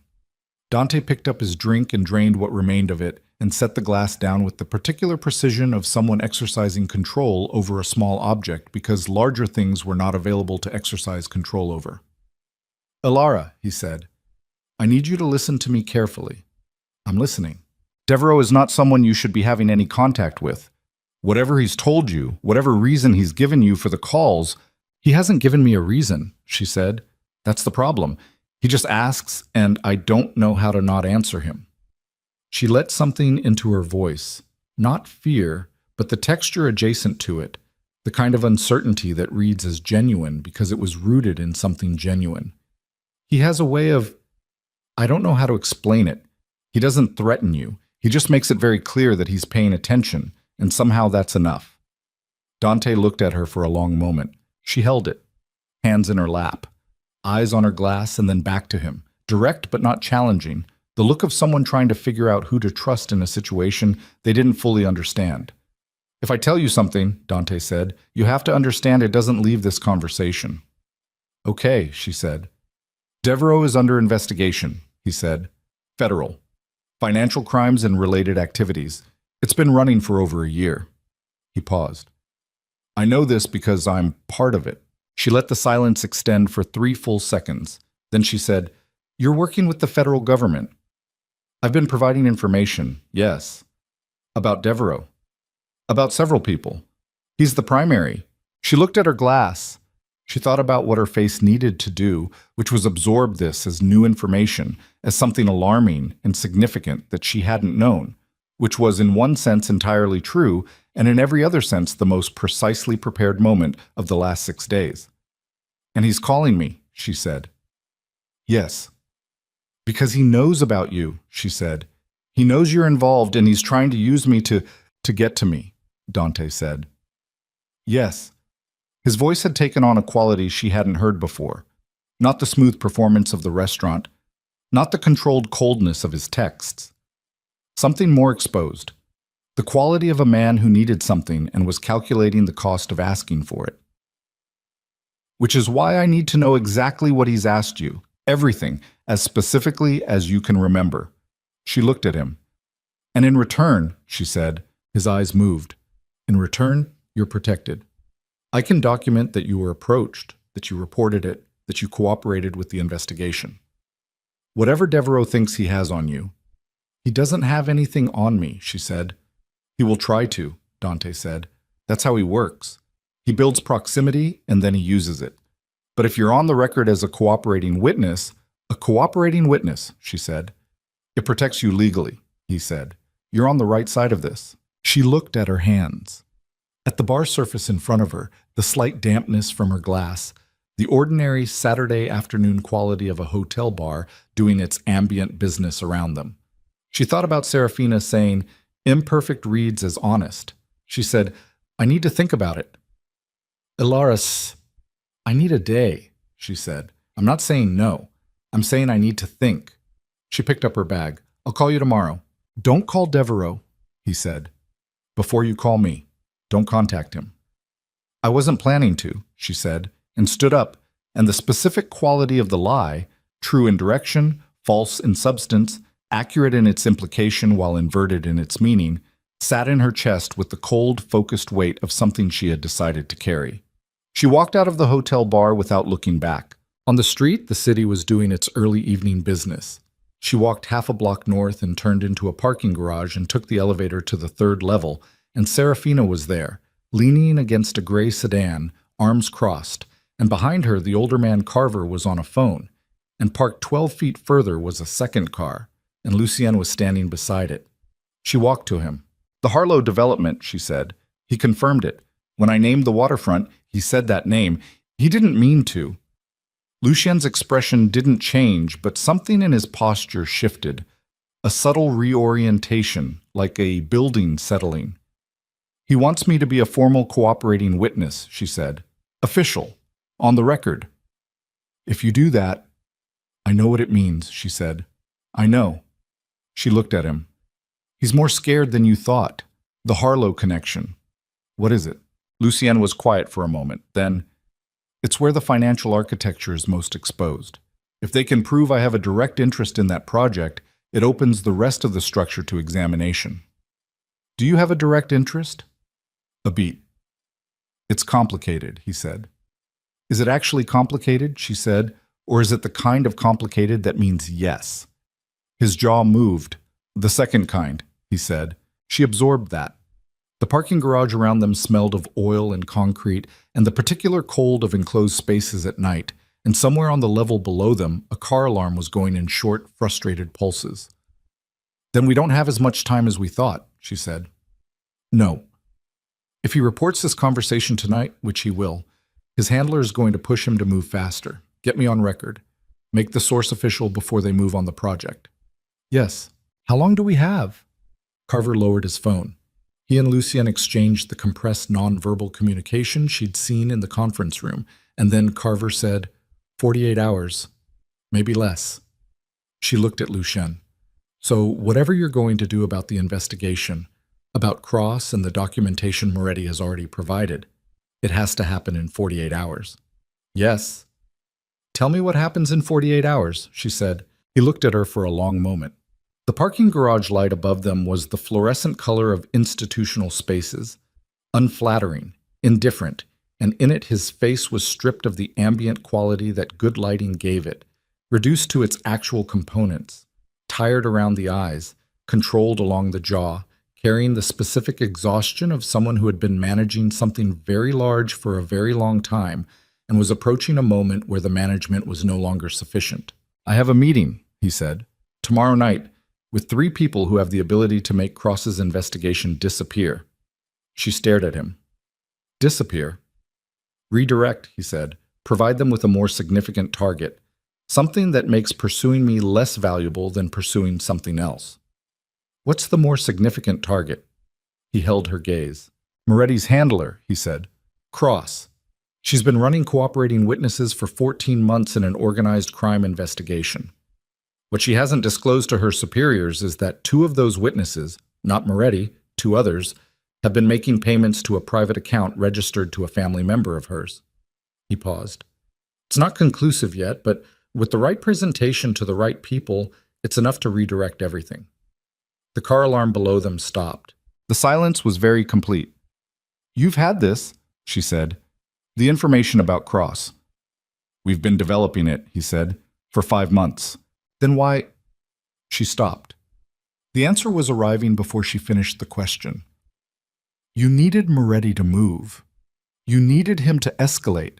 You needed him to make a provable action that connected him directly to Cross's operation as something other than a passive source." She looked at him. "You needed me to be in that bar tonight so he would escalate." The pause before he answered was very small. "Yes," he said. She turned away. She took 3 steps toward the elevator and stopped. Her hands were in her coat pockets, and her jaw was tight, and she stood there for a moment with the weight of it. Not the betrayal exactly, because it wasn't that simple. Nothing in the last 2 weeks had been that simple. But the specific discomfort of understanding that she had been, again, a piece moved on a board she hadn't been shown fully. "Alara," he said. "Don't," she said. "I didn't know. When you first texted, I didn't know who you were, or that Moretti was—" "I know that, she said. "I know that part." She turned around. Her voice was very level and very cold, and she was aware of Serafina and Carver in her peripheral vision, not moving, not speaking, doing the careful stillness of people who understood the temperature of the room. The part I'm talking about is the part where you let me sit in that bar tonight with him believing the whole operation was my decision. She looked at him directly. Was there any version of tonight where I wasn't going to be in that bar? He held her gaze and he didn't look away, and he said, "No." She nodded. One sharp movement. "The meeting tomorrow night," she said. "The 3 people who can redirect the investigation. They'll want the recording from tonight?" "Yes?" "Among other things." "What other things?" "Your testimony," he said. "If it comes to that. Formal statement that Moretti approached you, represented himself as a cooperating federal witness, solicited your participation in a way that compromised my safety," she said. "Yes." She stood in the fluorescent light of the parking garage and looked at the man across from her. At the exhaustion in his face, and the control that lived beside it, and the 5 months of developing information about a corrupt federal agent, and the 48-hour window that had just opened and was already closing. And she thought about the card he'd given her at the restaurant, plain white with a number on it, and the car at the curb in 4 minutes, and I was late once. I don't intend to be late again. She thought about the woman 5 years ago. She thought about what it cost to be the kind of person who came anyway. "The meeting tomorrow night," she said. "I want to be there." "Ilara, I'm the testimony," she said. "I'm the source. If those 3 people need a face to put on this, they should see mine, not hear about it through you." She took a step toward him. "And I want to be in the room when it happens, because I am done being outside rooms while other people decide what my involvement means." Lucien looked at her. Behind him, Carver made a sound that might have been the beginning of an objection, and Serafina made a different sound that clearly meant don't. "The room tomorrow night," Lucien said quietly, "is not a safe room." "I know. The people in it. I know what kind of people they are," she said. "I've been in a building for 6 days learning what kind of world this is. I'm not operating on assumptions anymore." He was close enough that she could see the specific quality of his eyes in the bad light. The dark steadiness she'd noticed at the restaurant, worn thinner now. The steadiness costing something it hadn't cost 8 days ago. "If something goes wrong in that room," he said, "I cannot guarantee. I'm not asking you to guarantee anything," she said. "I'm telling you I'm going to be there." The city pressed in around the building. 48 hours sat between now and whatever tomorrow night was going to be. Somewhere across town, Dante Moretti was calling his federal handler, and Agent Cross was receiving the information from the hotel bar, and a series of operational decisions were being made by people who thought they controlled the board. Lucien looked at her for a long, measured moment. Then he said, "All right." He turned and said something to Carver in a voice too low to hear, and Carver nodded once and moved away with his phone, and Serafina came and stood near Ilara and said quietly, "I'll go over the room with you tonight. Who will be there? What to expect?" "Thank you," Ilara said. Lucien was already moving toward the car. He stopped with his hand on the door and turned back, and across 12 feet of concrete and bad light, and the residue of everything the last 8 days had put between them, he looked at her with an expression that was not controlled, not precisely, that had something in it she hadn't seen before in his face, something that looked like the thing a person carries when they've made their decisions and lived with them for a long time, and are standing in front of the one variable they didn't calculate. He said, "I'm glad you answered the text." She held his gaze. "I know," she said. He got in the car. 41 hours later, in a room on the 22nd floor of a building she'd never been to, with 3 people whose names she was told once and would not repeat, with a recording from a hotel bar and 5 months of financial documentation, and her own voice saying clearly, and without hesitation, what had happened to her and why and when. The investigation into Lucien Devereaux was formally redirected at 11:47 on a Wednesday night, and nobody shook hands. That was the thing Ilara remembered afterward, in the specific inventory of details that lodged themselves in memory after a high-pressure event. Not the dramatic moments, not the statements she delivered or the documents passed across the table, but the absence of ceremony at the end of it. The 3 people who had the authority to move the machinery of a federal investigation simply gathered their materials and left the room through different doors, and the room was quiet. And that was that. She sat in her chair for a moment after they left. Serafina was at the window, phone in hand, running communications Ilara couldn't hear. Carver was at the door. Lucien stood at the far end of the table, still, looking at the wall above where the three people had been sitting, and his face had the quality of a man standing in the aftermath of something large. Not relief, not triumph, something more exhausted and more honest than either of those. She said, "Is it done?" He turned and looked at her. "The redirection is done," he said. "The rest takes time." "How much time?" "Weeks," he said. "Months for some of it. The Harlow project will be examined. There will be questions. My financial structure needs to be adjusted in ways that will take—" He stopped. "It's not simple. It doesn't resolve cleanly. But the investigation into you specifically is no longer the primary focus," he said.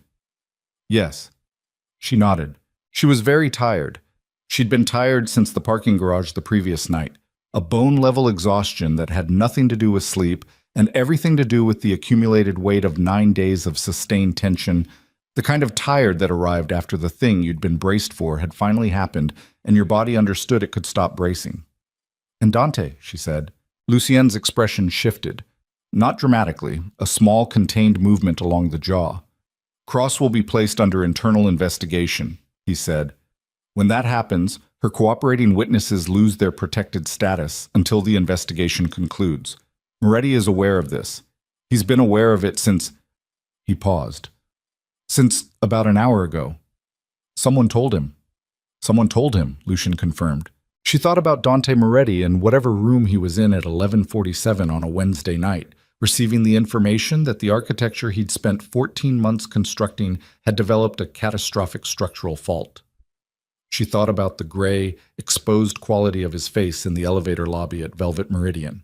She thought about his hand on her wrist and the word cooperative in a federal document and the fake review posted to the professional platform and the 3 women before her, 2 of whom had withdrawn their reports and 1 of whom had moved to another city.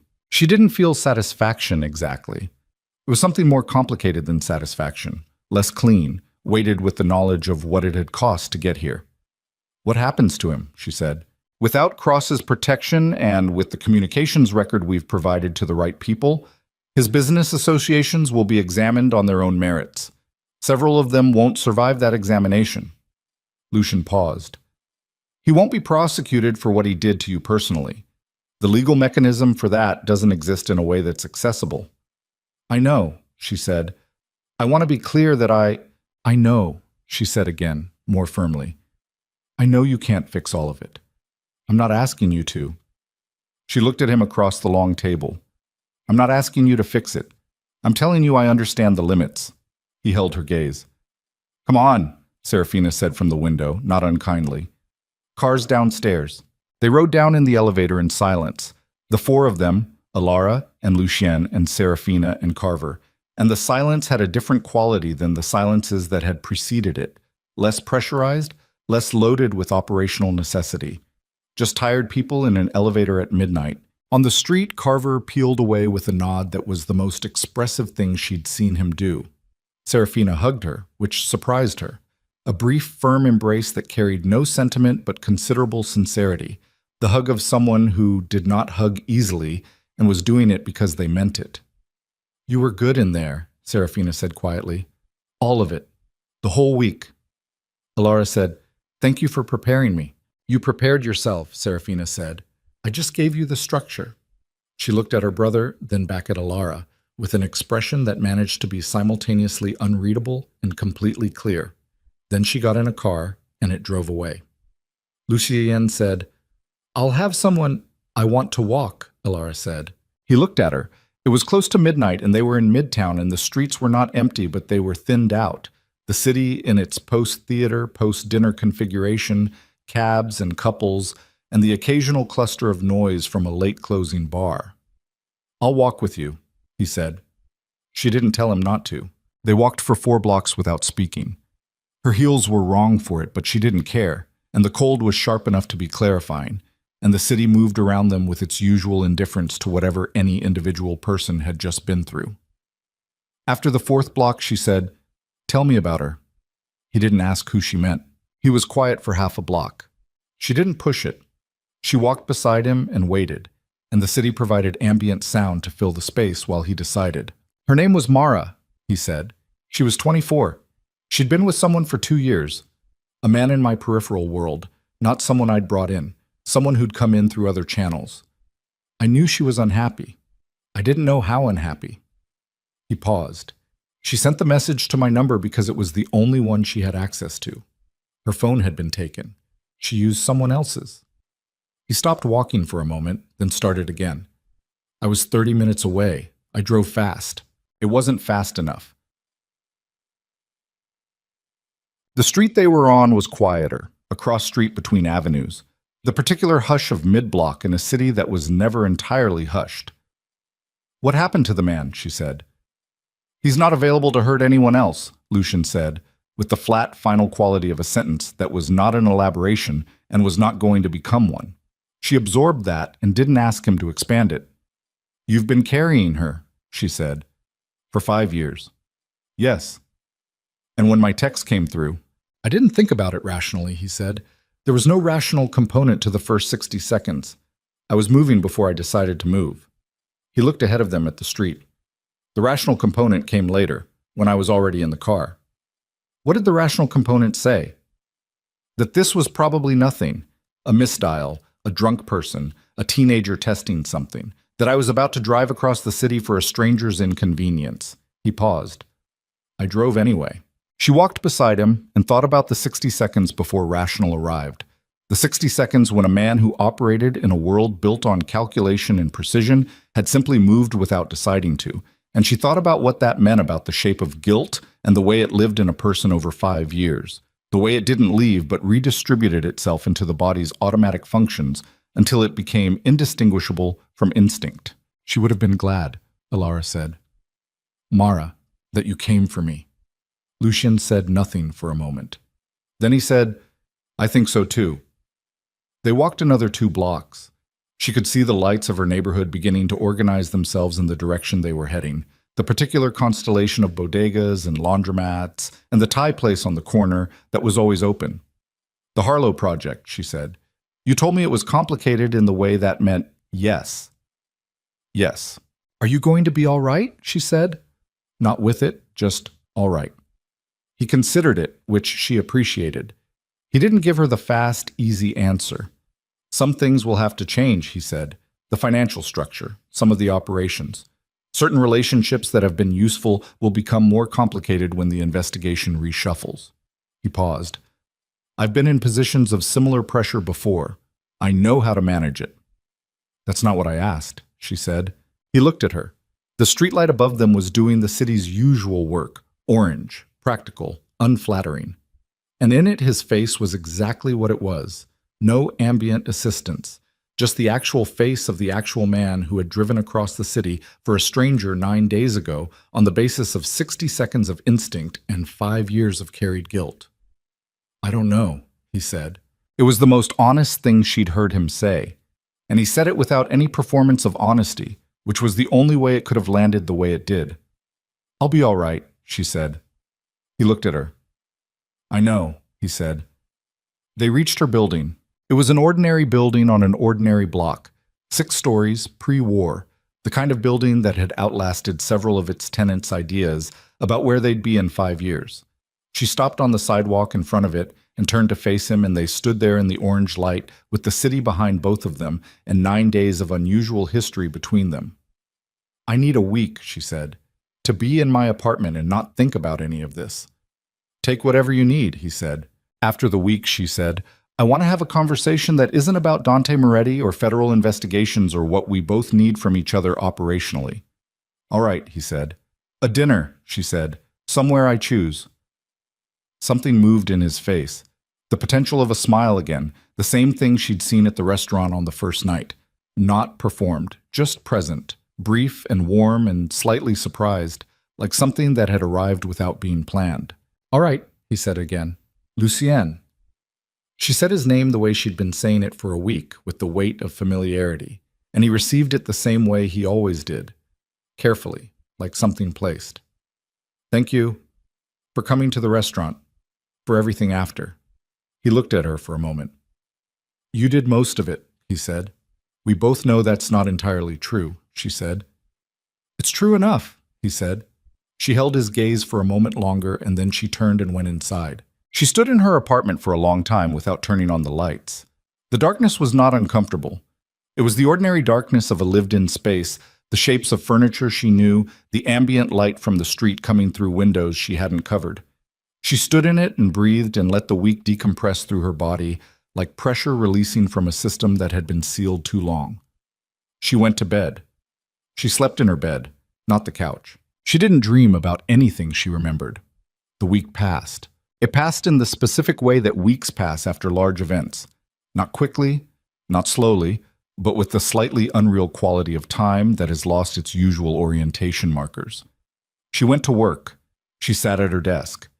She reopened the brand guidelines for the Brooklyn sisters, who were named Ava and Claudette, and were both 29 years old and had started their company out of a shared apartment 3 years ago with a credit card and a very clear idea about what they wanted to make and who they wanted to make it for. She worked on their project with the full attention she'd been unable to give it for 2 weeks, and it turned out to be genuinely good work, the kind that arrived when you'd been through something that rearranged your sense of proportion, when small creative problems felt solvable because you'd recently solved larger ones. She sent Ava and Claudette the preliminary concepts on a Thursday afternoon. Ava replied within 20 minutes with a voice memo that was mostly excited noise followed by the word yes repeated 6 times. Alara sat at her desk and listened to it and felt something loosen in her chest that had been tight since the night she'd stood in a restaurant bathroom and sent a text to the wrong number. Priya appeared at her desk at 4:15 with 2 coffees and the expression of someone who had been patient for a long time and had decided the patience had reached its term. "Sit down," Alara said. Priya sat. "I'm going to tell you something," Alara said, "and I need you to let me finish before you say anything." Priya wrapped both hands around her coffee cup. "Okay," Alara told her. "Not everything. Not the room in the West 30s or the federal investigation or Carver or the 22nd floor on a Wednesday night. But enough." She told her about Dante and the restaurant and the text and Lucienne, and she told her about the week afterward, the shape of it, if not every specific, and she told her about the hotel bar and what it had cost her to sit in it. When she finished, Priya was quiet for a long moment. Then she said, "I told you to date him." "I know," Alara said. "I said he texted back." "You did." "I'm so sorry," Priya said. And it wasn't about texting back. It was about the whole of what Alara had described, the shape of it, and Alara heard that and nodded. "You didn't know," she said. "I didn't know." "This man," Priya said carefully. "Devereaux. Are you?" "I don't know yet," Alara said. "I'm having dinner with him next week." Priya looked at her with the specific expression of someone who had approximately 47 questions and was choosing to ask none of them. "Is he?" she started. "Complicated," Alara said. "That's not reassuring." "No," Alara agreed. "It isn't." They sat with their coffees. Around them, the office made its late afternoon sounds, keyboards and low conversation, and the particular frequency of a shared space at end of day when people were beginning the mental transition toward other lives. "Are you okay?" Priya said. Not the casual version, the real version. Alara thought about it honestly. "I think I'm becoming okay," she said. "I think there's a difference." Priya nodded slowly. "Yeah," she said, "there is." The following week was when the first public reporting appeared. It was not front page. Financial crimes investigations, when they turned, rarely were, and the story that began to emerge in the business press was written in the measured, heavily sourced language of journalists who understood they were handling material with legal weight. Agent Cross was placed on administrative leave pending internal review. 3 of her cooperating witnesses were identified as subjects of the review's secondary inquiry. One of them was named. Dante Moretti's name appeared in the 4th paragraph of a story in a financial publication on a Tuesday morning, referenced as a person of interest in an investigation into the conduct of a federal agent. Alara read it at her desk with her coffee going cold beside her. She read it twice. She put her phone face down and went back to the Brooklyn Sisters project and did not pick her phone up again for 2 hours, which was the longest she'd managed in 3 weeks, and which felt like the correct response to the information. Not celebration, not satisfaction, not grief, just the acknowledgement that it had happened, that the consequences had arrived for the person who had manufactured consequences for her, and that the machinery of the world had ground in a direction that was at least approximately just, which was more than you could usually count on. She picked up her phone and sent a message to Lucien Yen. She wrote, "I saw the news." He replied, "I know." She wrote, "How are you?" A pause longer than his usual ones. Then, "Managing." She wrote, "Dinner is still on." His reply came fast, faster than most of his replies. "Yes." She put her phone down and smiled at her desk, and did not perform the smile for anyone because there was no one watching, which was the only kind of smile she trusted anymore. She chose a restaurant in the West Village, a small Italian place she'd been going to for 3 years. The kind of place with 12 tables and a menu written on a chalkboard, and a proprietor named Gino who had been making the same 4 pastas since 1987 and had no interest in making anything else.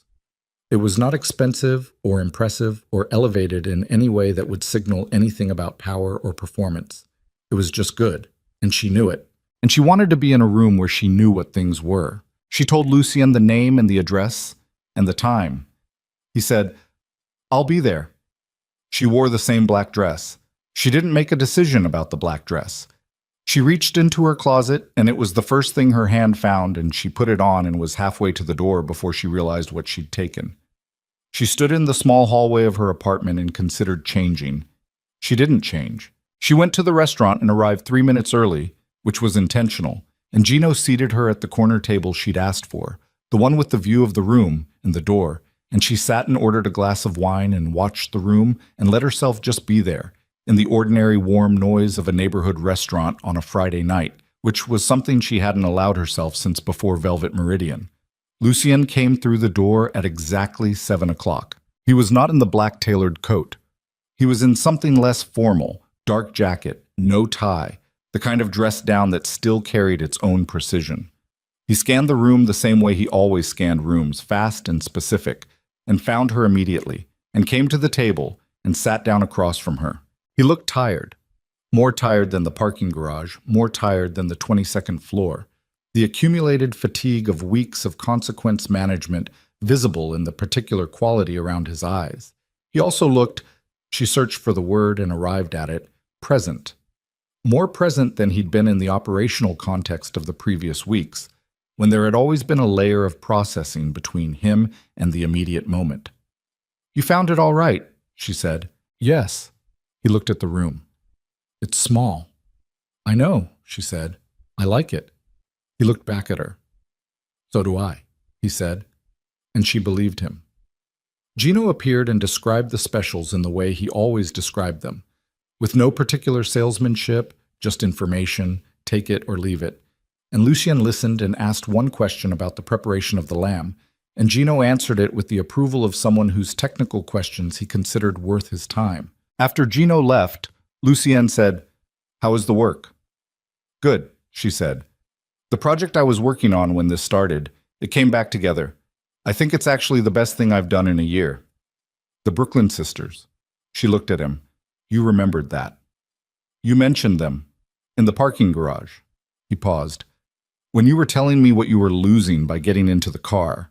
She absorbed that. The fact that he had filed that specific detail, kept it, pulled it from 3 weeks of accumulated detail to place here.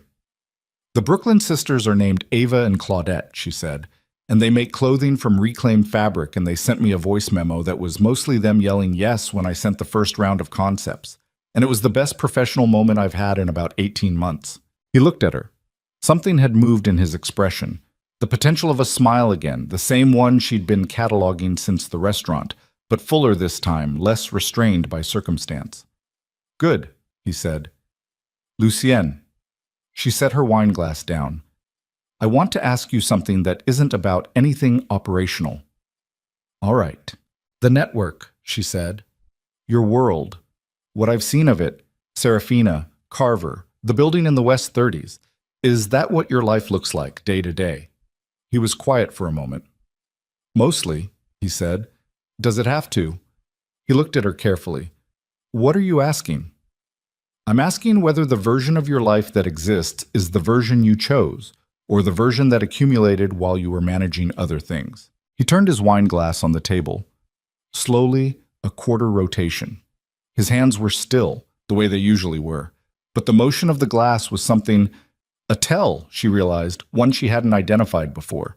He turned things when he was thinking about something he hadn't thought about in a while. Both, he said finally. It's both. If it could be less, she said. If some of the infrastructure could change, the parts that need to, because of the investigation and the Harlow restructuring, would you change them? He looked at her directly. Are you asking whether I'm capable of existing outside the context you've known me in? I'm asking whether you want to. The pasta arrived. Gino set it down without ceremony and departed without asking if they needed anything, which was his usual approach, operating on the theory that if you needed something, you would say so. Lucian looked at the food and then at her. I've been doing this for a long time, he said. The structure of it, the network. It didn't begin as a choice. I came into it through my family, through circumstances, through a series of decisions that each individually made sense in their moment. He paused. Mara's death was the first time I looked at the full picture and saw clearly what it cost. Not just her, what it cost as a permanent operating condition. And after that I was too far in to see a different shape clearly, he said. The network was too established, the obligations too layered. He turned his wine glass again. But the investigation, this particular pressure, over the last 3 weeks, it's created a kind of forced restructuring. Several of the most significant obligations are going to have to dissolve. Some of the infrastructure will simplify by necessity. That sounds like you're framing it as an external process, she said. Something happening to you. He looked at her. I'm asking if you're making a choice, she said. Not managing a change. The table was small enough that there wasn't much space between them. The restaurant went about its ordinary business around them. Gino moved between tables. Someone at the bar laughed at something. Yes, he said. I'm making a choice. She picked up her fork. Good, she said. Now, eat your food. He ate. They talked for 2 hours. Not about investigations or operations or the machinery of consequence, about other things, smaller things, the texture of ordinary life that had been entirely absent from every conversation they'd had in the previous 3 weeks. She told him about her father's house, the managed silences of it, the choreography she'd learned and spent years unlearning. He told her about the city where he'd grown up. Not this one, a smaller one, a mid-sized place with industrial neighborhoods and a river that flooded every few years. And the way he'd left it at 17 with 2 bags and the specific certainty of someone who has decided that whatever they will become somewhere else. She told him about her first year in New York, the apartment she'd shared with 3 other people, the way the city had felt enormous and hostile, and then gradually, incrementally, like something she could navigate. He told her about Serafina, not operationally, but as a sister, the specific texture of having someone who had known him before all of this, who carried the prior version of him in her memory and refused to let it become mythologized. She likes you, he said. I like her, Alara said. She's direct. It's refreshing. She's been known to be overwhelming, he said. She's been known to be right, Alara said. Those aren't the same thing. The potential smile again, fully realized this time, and she found that she'd been right about the warmth in it. Not performed, not asymmetrical in the calculated way Dante's had been, just genuine and slightly unexpected. The smile of someone who had spent a long time not smiling about anything. Gino brought the check without being asked, because it was nearly 10 and he had opinions about lingering, and Lucienne took it before she could, and she didn't argue because she was choosing her battles, and this one wasn't worth it. On the street outside, the night was cold and clear, the city doing its Friday business, louder than the previous weeks had been. The ambient noise of a weekend beginning. Walk me to the corner, she said. He walked her to the corner. They stood under the light, and she turned to look at him, and he was looking at her with the same steadiness he'd had since the restaurant on the first night, the dark, unrushed quality of it, but without the controlled restraint that had lived alongside it. Something had changed in the last 3 hours. Some internal adjustment, the kind that happened slowly and then all at once. I need to tell you something, he said. Okay? In the parking garage, he said, when you asked whether there was any version of tonight where you weren't going to be in that bar, and I said no. He paused. That was true. The operation required it, and I knew when I was preparing you that the preparation was toward that end. I didn't tell you that directly, and I should have. She looked at him. I know, she said. I've thought about it. And you should have told me directly, she said. And you knew that, which is why you answered the question honestly when I asked it instead of trying to reframe it. She paused. You don't have to carry that as a separate debt. It's in the account. He looked at her.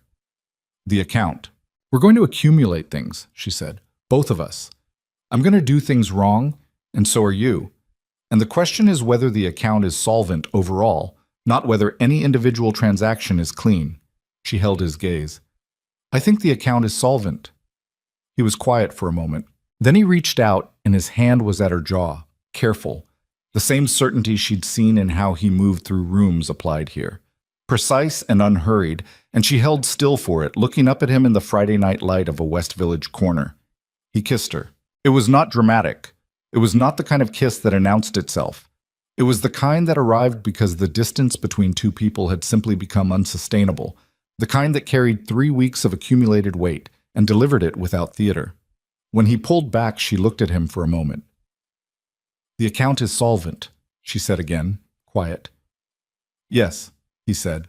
She stepped back, not away, just to the appropriate distance for a street corner at 10 on a Friday night. Call me tomorrow, she said.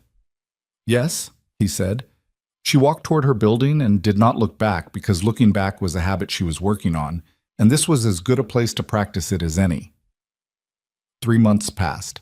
They passed in the ordinary way of time that contains difficult things alongside good ones. No clean separation. Everything concurrent. The investigation into Cross completed, and she was referred for prosecution on 2 counts.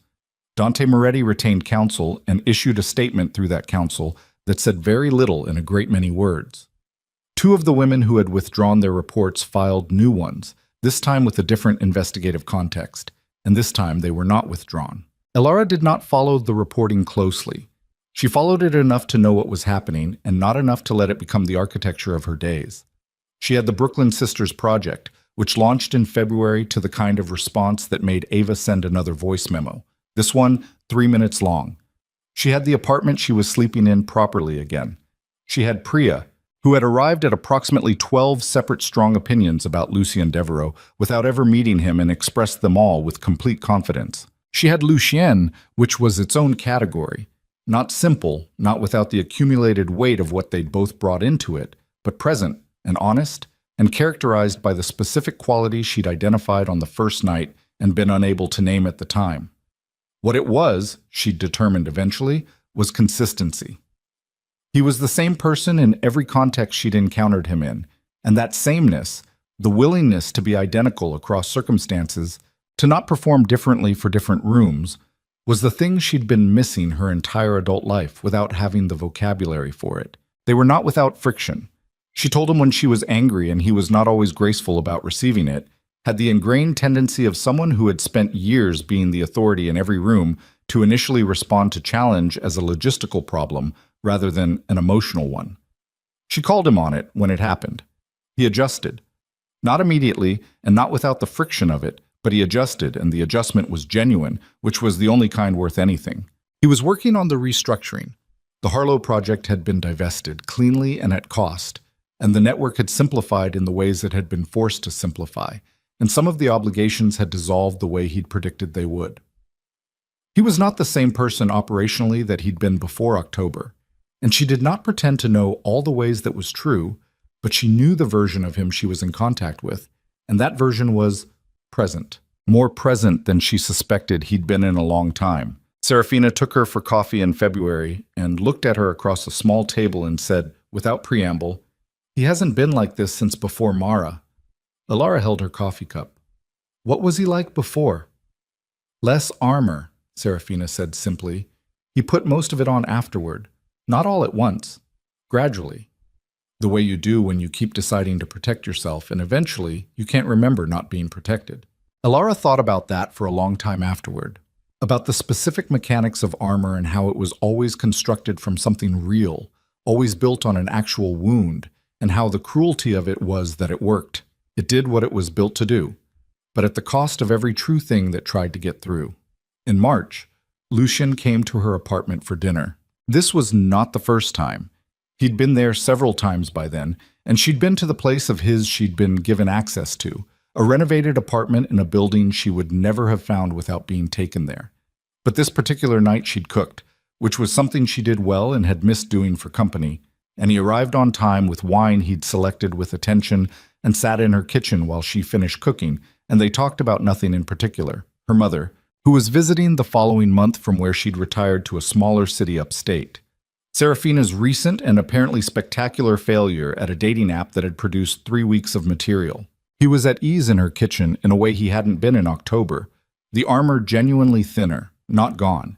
She didn't think it would ever be entirely gone, and she didn't think she'd want it to be. It was part of who he was, part of what had been built from real material, but thinner, admitting more. After dinner, they sat on her couch with the remains of the wine and the city doing its night business outside the windows. And he had one arm along the back of the couch behind her, and she was turned toward him with her feet tucked up, and they were quiet in the comfortable way of people who no longer needed to fill silences. She thought about Velvet Meridian. She thought about the 41st floor and the rain and Dante's hand on her wrist and the bathroom mirror and the shaking hands that sent a text to the wrong number. "What are you thinking about?" he said. "October," she said. He was quiet. "Not badly," she said. "Just, it was the same city and it looks entirely different now." He turned his head and looked at her. The lamplight was doing better work than fluorescent or streetlight, and in it his face was... She stopped looking for the analytical description and let herself just look. Good. Just good, the way things are when they're where they're supposed to be. "You're different," he said. Not as an assessment, just an observation. "From October?" "From October." "I know," she said. "I'm louder." Something moved in his face. "Yes." "Is that a complaint?" "No," he said, and meant it completely. She leaned in and kissed him, and he received it with both hands, careful and certain in equal measure. And outside the city kept its lights on and went about its business, indifferent and relentless and full of the ordinary, extraordinary possibility of 10 million lives proceeding in parallel, none of them knowing about the wrong number, none of them knowing about the 60 seconds before Rational arrived, none of them needing to. Some things happened without witnesses. Some things were better that way. 6 months after October, on an evening in early spring when the light in the city was doing the particular thing it only did for 2 or 3 weeks a year, low and gold and entirely unlike itself, the light of somewhere warmer arriving temporarily, Lucian said he wanted to show her something. He drove. She didn't ask where they were going, which would have seemed strange to the version of her that existed before October, and seemed completely natural now. The trust built not from a single decision, but from the accumulated texture of 6 months of consistent small acts, the kind of trust that couldn't be announced or demanded, but only arrived, quietly, after enough time. He parked on a street she didn't know, a block from the water, and they walked to a small restaurant she'd never been to. Nothing impressive, 8 tables, a sign that needed repainting, the kind of place that had been in the same spot for 20 years on the basis of pure quality. She stopped on the sidewalk and looked at it. "Why here?" she said. "Mara liked this place," he said.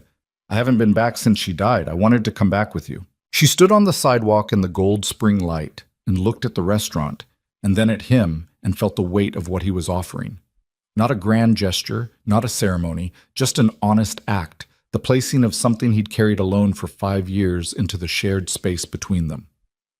"Okay," she said. "Let's go in." They went in. They sat at a table near the window and ordered from a menu that hadn't changed much in 5 years, and the food was exactly as good as the place's unprepossessing exterior deserved. And they talked about small things, comfortable things. And outside the window, the spring light did its brief annual work on the city. Once in the middle of dinner, Lucian set his fork down and looked out the window at the street, and his face had a quality she'd learned to recognize, the specific stillness of someone present in the moment and also in a memory simultaneously. And she didn't say anything, just let it be what it was, let the space hold both things. He looked back at her. "She would have liked you," he said. "I think I would have liked her," Ilara said. He picked up his fork. They finished dinner. On the street outside, the gold light was fading toward the ordinary blue of evening, the city resuming its usual spectrum, and they stood for a moment at the edge of the sidewalk before walking back to the car. She took his hand, not dramatically, not with any statement attached to it, just she put her hand in his because the distance between them was the wrong distance, and her hand knew where it belonged, and he held it with the particular combination of certainty and care that characterized everything he did. And they walked back to the car in the quiet of early spring evening, the city loud around them and entirely separate, doing its own thing, not touching this. This was theirs. This had been theirs since a bathroom in a restaurant on the 41st floor of a glass tower, since a text sent to the wrong number, since 60 seconds of pure instinct in a man who had learned to operate only on calculation, since a woman who had learned to be agreeable found out she had been disagreeable inside all along, and was only just starting to let it show. The wrong number. The right person. And the city keeping its lights on regardless, the way it always did, the way it always would, indifferent and relentless, and completely unchanged by the fact that somewhere in its enormous ongoing noise, two people had found each other through an accident and made something real. Which was, of course, how most real things were found. By accident. By instinct. By the 60 seconds before rational arrived. Pa,